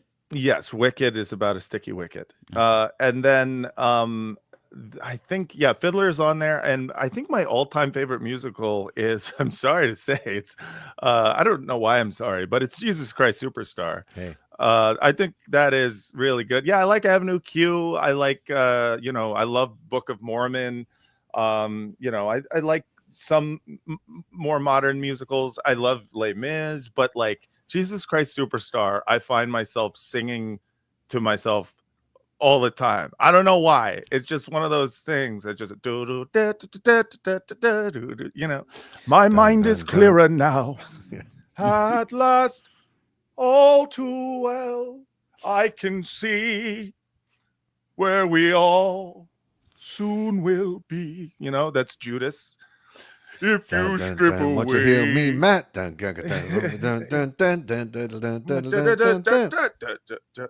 I really like the Pharisees scene too, where they're just like, what then to do about Jesus of Nazareth? Like, that shit is so great. Yeah, I mean, Andrew Lloyd Webber's musicals got very over the top and ostentatious and corny as he got older, but that's some hip actual. It's pretty good. And it rocks. If you're like someone who's a musician, you really like Jesus Christ Superstar, especially if you're someone who likes bass. Holy shit, the bass lines in that musical are the coolest I've ever seen. Yeah, they're very cool. Oh, it's awesome. Yeah, people like the Yvonne Elliman song, I Don't Know How to Love Him. Never been my favorite of the musical, though. I always thought like that was sort of like the big single from it. That was the pop song, Yeah. Honorable mention for Fun Home for me. That's another musical. I don't know that one. Fun That's Home? great. Yeah. Okay. Adam. Oh, yeah, I have to Zombie Apocalypse. I would not take either of them. I would leave them on the launch pad, and I would take my little dog String Bean, and if there's any room left, a good pizza oven that can get up to 600 degrees. Oh, shit. I love that. I mean, honestly, I really appreciate that you would, not take us, because I think that would... I'd want you to be devoured by the raving hordes. I'll be real with you. I would, if you offered me the ride, I wouldn't go. And not because I don't want to hang out with you in space, but because a zombie apocalypse to me is like, finally, I get to do opiates again. Like the first thing I would do is go to a CVS and just rob it and take all the drugs. Take all their turkey basters. Dude, I'm putting that turkey baster deep down in there. Both sides. I'm going to get spit roasted by delotted turkey basters. And so just that's the live condition you set for yourself? Yes, when you got clean. Straight up, I was just like, nah. It would take a zombie apocalypse for me to ever touch this stuff again. Yes, exactly. And I'm sorry. Also, I do like the scene in your musical when the Best Buy closes and they empty it out and they open a Jesus Christ Superstore. Thank you very much.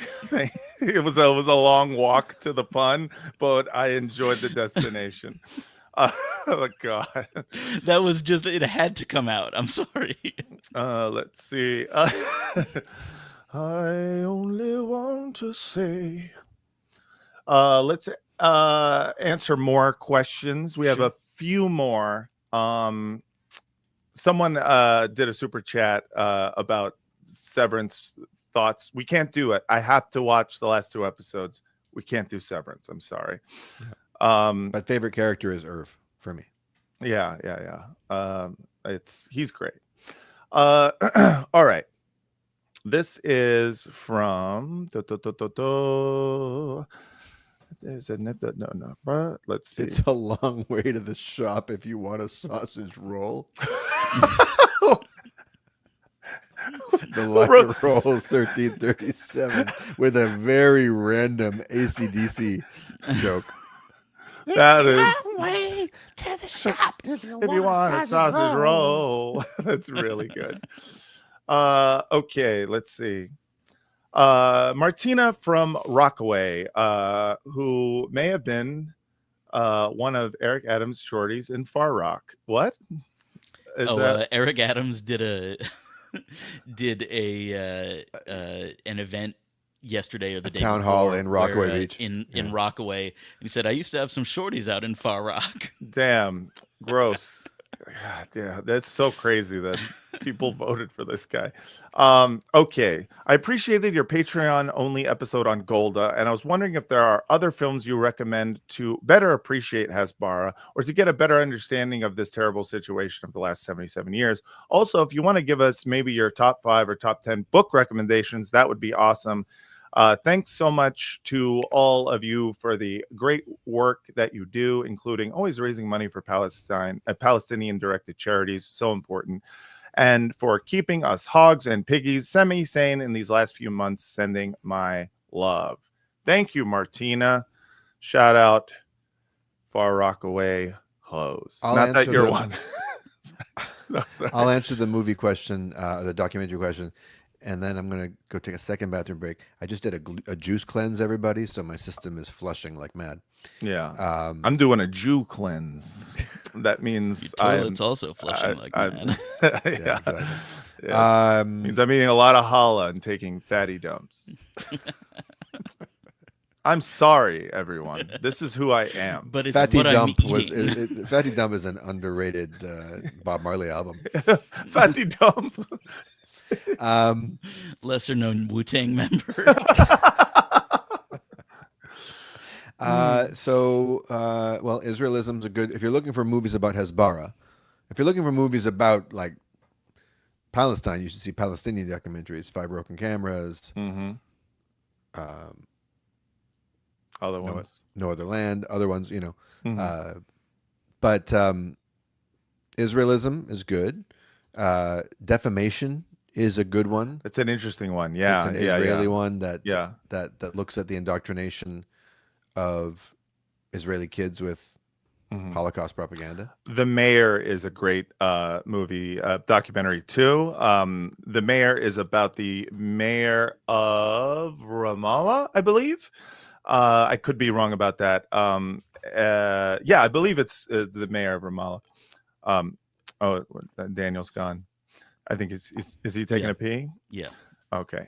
He's doing it in the middle of it.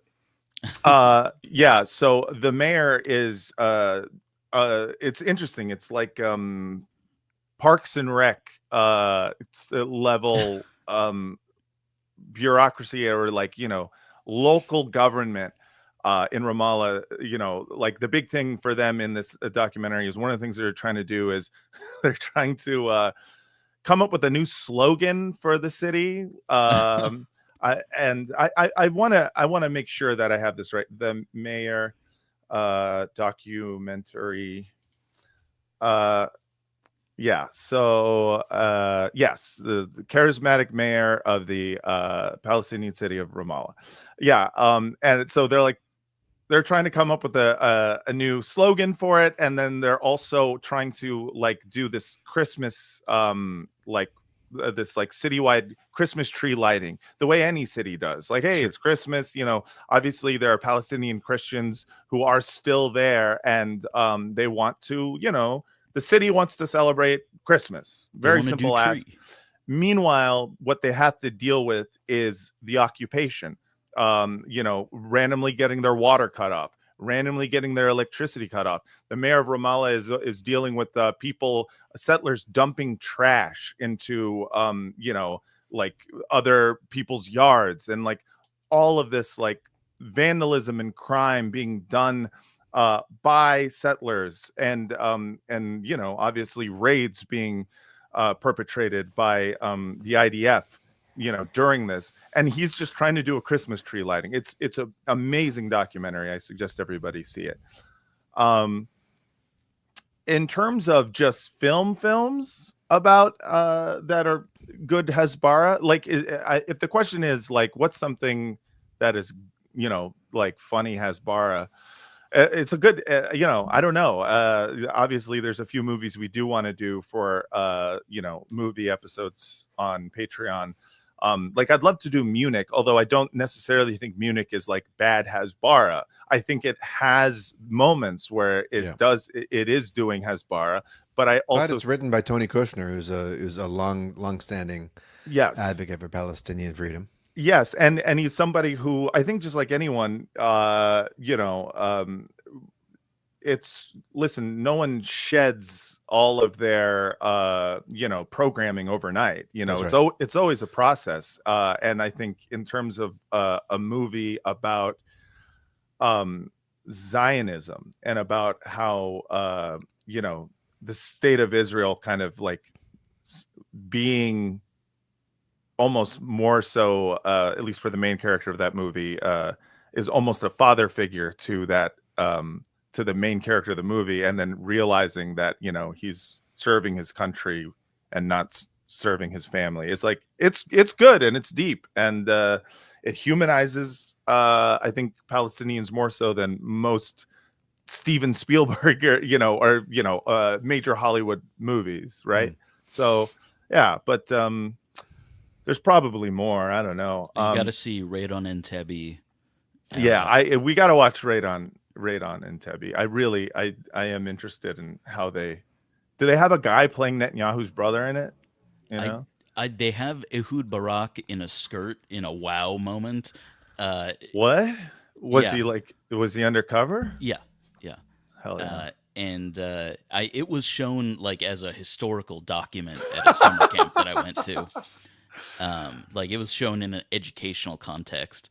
And then there's also Cast a Giant Shadow, which I think is with John Wayne. But yeah, we'll have to screen a couple of classics sometime in the next year. There's For of course sure. Exodus too, right? Sure. Yeah, Exodus is the ultimate Hasbara film. It's the original Hasbara film. That's the OG Hasbara film. We should watch Exodus. I think that's great. This land is mine.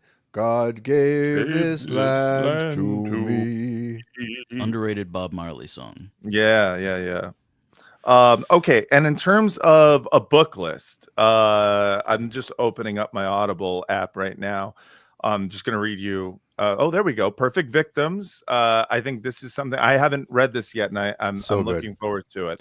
It's crucial. I mean, if you want, I mean, I can't speak to what it would be like to be a Palestinian reading it. I imagine it would be very bracing and validating and relieving. To be a non-Palestinian reading it is to deepen your understanding of what Palestinians are dealing with when they try to speak about their own history in the Hasbara context that we all swim in. And it's not just overt Israeli propaganda. It's just all of the racist assumptions and the long decades of dehumanization that have turned Palestinians into, have placed this burden on them. They have to be, as the title says, perfect victims. It's beautifully written. It's shockingly good writing. Yeah. And the guy is, I mean, it would be if he was any age, but he's like 25 years old. So just real quick, a great book that you should read is They Called Me a Lioness. That's Ahed Tamimi, written with Dina Takruri, who I worked with over at AJ Plus when I was there. Dina's a homie. Dina is hopefully going to come on the show soon. Palestinian American journalist, has interviewed all the people that I have desperately wanted to interview, like Ta-Nehisi Coates and all that stuff. They Called Me a Lioness, and it is a great book. You should read the 100 Years War on Palestine. Yeah. The top of the list for, I think, people who haven't been reading and just been consuming content, which is fine, but read is good. I treat read like content by listening to read book. So I can read too with ear. So Can read to me, please. Yes, by David Sedaris. So yeah, obviously the 100 Years War on Palestine by Rashid Khalidi. Listen to you can read or listen to Orientalism by Edward Said. That is, I think, an incredible read for a more deeper understanding of attitudes towards the Middle East that might get you more dug in on understanding colonialism and really helps you fight against the Israel is doing indigenous rights bullshit. It's a fascinating read. Other ones you should read. There was a great, obviously, Ethnic Cleansing of Palestine, Ilan Pappé, and the world's biggest prison. What is that? He wrote it. Oh yeah, Biggest Prison on Earth, also by Ilan Pappé. That is two great books. There is a Noam Chomsky, Ilan Pappé collab book that is more just kind of a transcripts of a long conversation called On Palestine. That is great. On Palestine it really gets you going. It's fantastic. And then finally, what's another thing you guys should read? I have a few in here. The Expanse, just that whole series is great. It has nothing to do with Palestine, but it's fucking good. And I just remembered a movie. Oh, I love movie. Not a documentary. Okay. Oh yeah, defensive ska. Thanks, That's also Adam. good. That's great. Not a movie. Sorry, not a documentary, but a feature film from Palestine called Tel Aviv on Fire, or Tel Aviv is on Fire. It's a comedy, and has some Israeli Jewish actors in it, but is mainly Palestinian. And it's a really funny premise that there's a Palestinian soap opera produced in Ramallah that about like the resistance, about the PLO in the 70s, and it's very popular in Israel as well among Israeli Jews, which there's some verisimilitude to that, because they're actually culturally the two entities are living right next to each other, so that the apartheid doesn't completely exist. There's a lot of cross-pollination and a lot of interest in each other, and there are Palestinians who are into Israeli soap operas and vice versa. So it's this political soap opera where, the Palestinian resistance is kind of glorified and romanticized from the 70s. Anyway, this writer on the show has to cross through a checkpoint every day to get to work, and the IDF commander who runs the checkpoint is his wife is super into the show, and he ends up leaning on the writer, putting pressure on him, basically harasses him and says, look, if you take some of my plot suggestions for this show, I'll let you through the checkpoint every day. So it's a very comical, and of course it spins out of control, very comical, tense, but funny look, an absurd look at life under occupation, but also about this sort of uncomfortable dynamics between these two adjacent but totally unequal cultures. So I enjoyed it quite a lot. I love it. And another film by an Israeli, Udi Aloni, who's a staunch anti-Zionist. His mother was Shulamit Aloni, who the leftist politician, but he's further left than she was. A movie called Forgiveness. I just recommend that to you. Yeah. Well, I mean, those are all good. Hopefully you guys have some time to read and watch some movies. A few more questions before we get out of here. Basically, Tel Aviv on Fire is like Bullets Over Broadway, set in the West Bank. I love it. Yeah. Sounds sick. All right. So this is from Amon, from Old Blighty. So I assume that's Adam Levin speak for this is someone from England. Yes. Okay. Are there moments where you have become so obsessed with it all, that you have had to stand back and take a break? I definitely have. For a time, I couldn't stop talking about it with whoever would listen and going off on rants. Many of us are accused of making Palestine our whole personality. What are your thoughts on that? Again, thanks for everything you do. Lots of love and solidarity from the land of David Beckham fish and chip. Please keep the British accents coming. It cracks me up all the time. Thank you for that, Ivan. So yeah, Ya Allah, I don't know what you're talking about. My whole personality. Ya Allah. Inshallah, no one will ever ask me that question again. Yeah, man. So I feel this completely, and I totally understand listeners and viewers of this podcast having that feeling 100%. It's like I have that feeling all the time where I am like, I gotta take a break. Like I gotta, stop talking, stop reading and stop talking about this stuff because it is just so depressing.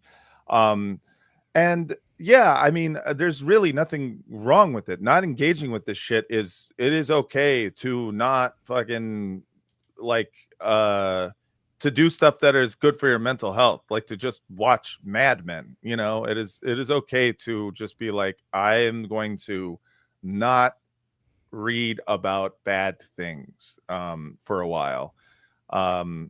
There's nothing wrong. Now, with me personally, when it comes to this, the way I try to continue doing this is to through all the bad, try to find the egregiously stupid, and it's the only way I can make myself feel better about it is by laughing at you know, a lot of these monsters who deserve scorn. So that's what I do. And in terms of people who are accused of making Palestine their whole personality, that I think that is a really funny accusation, because it shows, I mean, it's telling on yourself a little bit. It's showing how little you think about it. Right, because you're like, oh, you know, oh God, I'm so, you know, you're making your whole personality, and it's like, what do you mean, like online, like when I'm posting for people, or do you mean that's like an only online sentiment too? Right, exactly. It to me, it's telling on yourself that you live an entirely parasocial existence with this person. Like when you say, oh, you know, it's all because, you know, we're all of us living our lives in multiple modes, not just in Palestine mode. But it's true, when people get together and, you know, talk about this stuff, some people want to talk about it and some don't. And anyone who's like, you make your whole personality is just genocide going on. And it's like, if you're gonna make your whole personality something, like if you're gonna have a grievance, I think genocide happening, my money is going towards doing it, is a good, valid grievance. You know, I think Severance season 2 has been a little slow, and that's my whole personality. Right, exactly. There are people's whole personality is Marvel movie. that you are like, just anyone who's like, you're making your whole personality. It's like, have you ever talked to a Disney adult? You clearly don't know how bad personalities can get. Yeah. Yeah. If you're going to be a fan of something, a super fan of something, why not be a super fan of hating that babies are being bombed every day and night? Right. Completely. And I myself, mm-hmm. I haven't had to turn off paying attention to the news. I have the kind of constitution where even when the news is really horrible, it doesn't drain me in the same way. I mean, with some moments are worse than others. Like when the mass bombing resumed this past Monday. Yeah. That was really hard on my system, because I'd gotten used to not seeing dead babies. Not being used to it. Yeah. But what I did have to take a break from was the constant just posting content about it on my own Instagram, which I was at a prodigious pace for the first 5-6 months of it. And getting on board this podcast has given me a more contained, organized, and in many ways more, more efficient way. I mean, actually that's not true. My following on Instagram got pretty big, but I just, the attention on me personally was hard for my system. All right. And the sort of the parasocial interfacing with everyone's comments and all this kind of stuff. And it started to feel like it was about me, and my ego liked it too much. Yeah. And that the split between my ego liking all the attention and the seriousness of the topic and my relative powerlessness to change anything at all, or my complete powerlessness. And it just wasn't as fun as doing this podcast. So I really put more of my focus on this, and I found myself I just had less and less to say in that other space, and I just kind of saved it for here. And lately, I've dipped back into the posting on Instagram a little bit, but I don't think I'll ever be able to. So you got to pace yourself and figure out what are the mediums where you can engage with this in a way that doesn't drain you in an excessive way. Yeah. You also just have to have a thing that helps you metabolize that, like, negativity and frustration and anger out of your system. Yes. Right. Or at least I find that I do. And you can tell how bad things are getting in my life because I bake to burn off that stress. And I'm looking over at my trash can full of flour. And I'll tell you that in the first 3 months of this year, I've gone through 50 pounds of flour, which means things are pretty bad. Oh shit, that's a lot of flour. That's a fuck ton of gluten. I like it. It's like a flour-o-meter for how shitty life is. Yes. it's just like, well, I gotta. Oh man, but yeah, whatever you do to cope with this stuff, I'm for it. You really got to, if it means not engaging and shutting down, that is totally valid. Personally, why I like this subject matter or talking about it is because it is focused, And it is focused on a fucking horrible, terrible thing, but it's also focused. I mean, Israel, like, I like that I can focus on this and kind of like I'm learning what's going on, obviously here in the United States with the Trump administration through it and through osmosis and through like, obviously I'm hearing all about the gutting of, our federal government and all of this stuff. But, if I were to take in all of that news, I don't think I could handle it. I mean, it's one of those things where I just want to shut down when it comes to how awful shit is here in the United States. And, Israel, this is a subject matter that you can kind of dip into all sorts of things through it. Somehow Israel has put itself at the nexus of this, current fascist moment in Western society at large. All right. I think we only have time for one more question. And I feel bad. I feel bad about this because obviously we got a lot of questions. So let me find one. Next time we're going to impose 100-word limit on questions. Yeah. But shout out to everyone who, wrote entire essays for us. I read a lot of them. Let's see. I'm trying to find some good ones. Do you have any regrets about starting the podcast? Riz, right? We covered all those in the holiday special. No regrets. Yeah, that's right. We did. I'm just trying to find one more question for all of us. To my wife, drawing close on that juice of the guy with the ball. Oh, this is just someone talking about their wife. Okay, here's the last thing. Tom, aka TK, wrote something for us to listen to.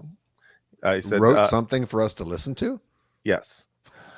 So just for fun, I programmed an AI Terminator to improve the 1997 album OK Computer, for more reasons I can no longer listen to. Basically what he is writing here is that he made his own version of Fitter, Happier. And I just want to share it. It's trippy, man. So I'm going to play that. Tom sent this to us. Fitter, happier, more productive. What the fuck is this station? From the river to the sea. End the occupation. Cut off your man bun. Shave your testosterone-fueled potato man beard. Stop buying SUVs, you dumb onion. No. I just want to point out those are all direct burns at Tom York, the man bun, and the shave your potato face. One cares about your Second Amendment rights. You baby assholes with a fetish for violence.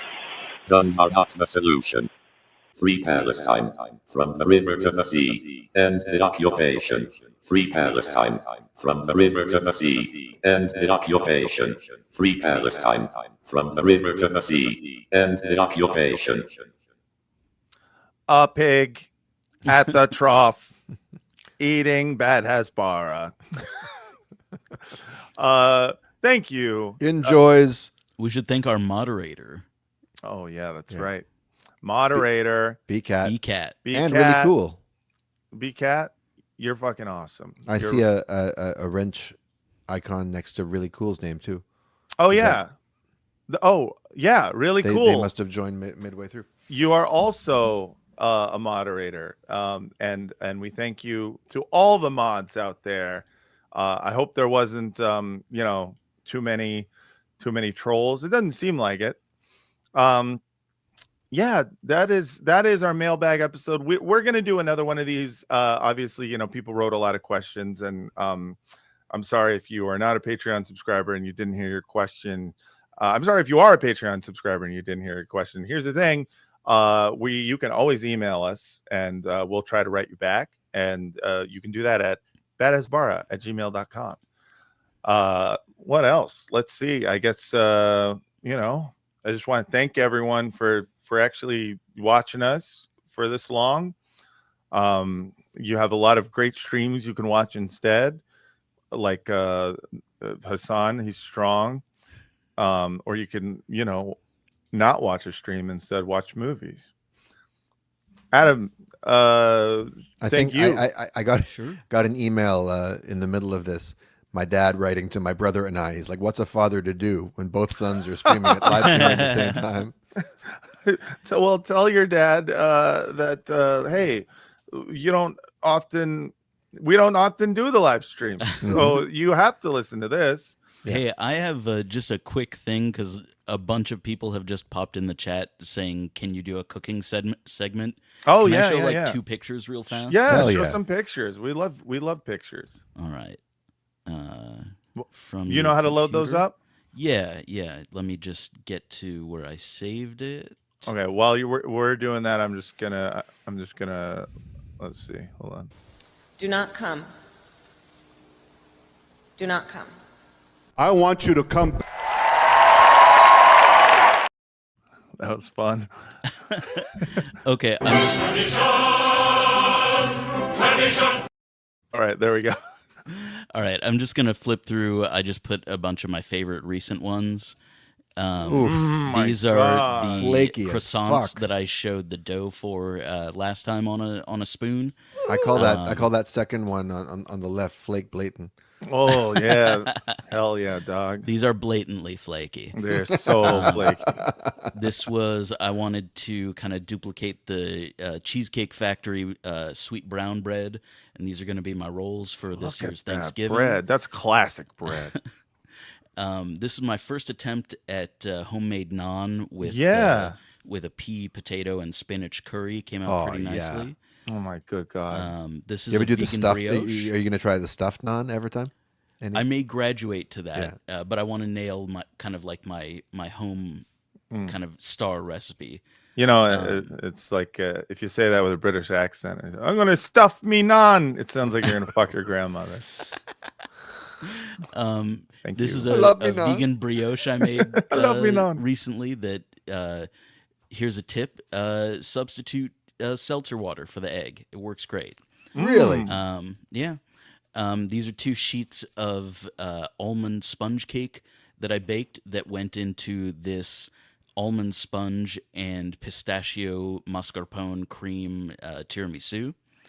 My God, dude! People listening to this on the podcast version are missing some visuals and a half. Yeah, roasted garlic. I spread this out into a sheet, freeze it, and then cut it into squares so you can just pop really tasty garlic confit into everything and makes everything better. Dude, I want to eat that shit like Skittles. And then this is the last one. This is I made this yesterday. I started baking bread at the top of the pandemic, and yesterday's was the first time that I felt like I got what I had been trying to go for the entire time I've been baking. So this is the high point of my bread baking. This is 5 sets of stretches, 30 minutes apart. It's sourdough pan de campagne, and I'm very, very proud of it. You should be. You should be proud. Thanks. That looks incredible. Oh my god. Oh, see, this is why. I mean, that was incredible. This is why I don't understand streams like that are long. Like, am I supposed to eat? Do they eat? Do people eat on their streams? Do you have to watch someone stuffing their face? Because like, I'm gonna go end this stream and eat, and then I have the rest of my Friday to fucking just stuff my face. I don't know why I would keep streaming. But watching that stuff makes you want to eat, makes me want to get baked. Hey, look at us having a good time. Guys, thank you so much to everybody out there who have been watching and supporting this podcast for a year now, over a little over a year. And the shout out to all the Patreon subscribers and the super stickers and people who have donated to, subscribe to our Patreon. Also people who have donated to the different charities that we put at the top of the show. Shout out to the mods over at you'll hear these mods, but also over at Reddit r/bad Hasbara. Shout out to Ito, the reliable, who helped me with the music at the end of the pod, and Dogman Pizza Party. Shout out to fucking Daniel Mate, who is my co-host and brother for life, and and shout out to producer Adam Levin for producing and for making great bread. I love all you guys. What if I just kill myself right now? I just shoot myself in the head. That's funny. Don't do that. Don't do it, Matt. It's against just Twitch. There's something about like that. It's just a very funny punchline to me. But yeah, thank you guys seriously from the bottom of my heart. I love all you guys, and we'll see you next week for a regular ass episode of Bad Hasbara. And until next time, from the river to the sea. Anyone can take this. Anyone can take this. The worst of today's jokes were attributable to me. Stop. All right. Bye, everyone. See you, everyone.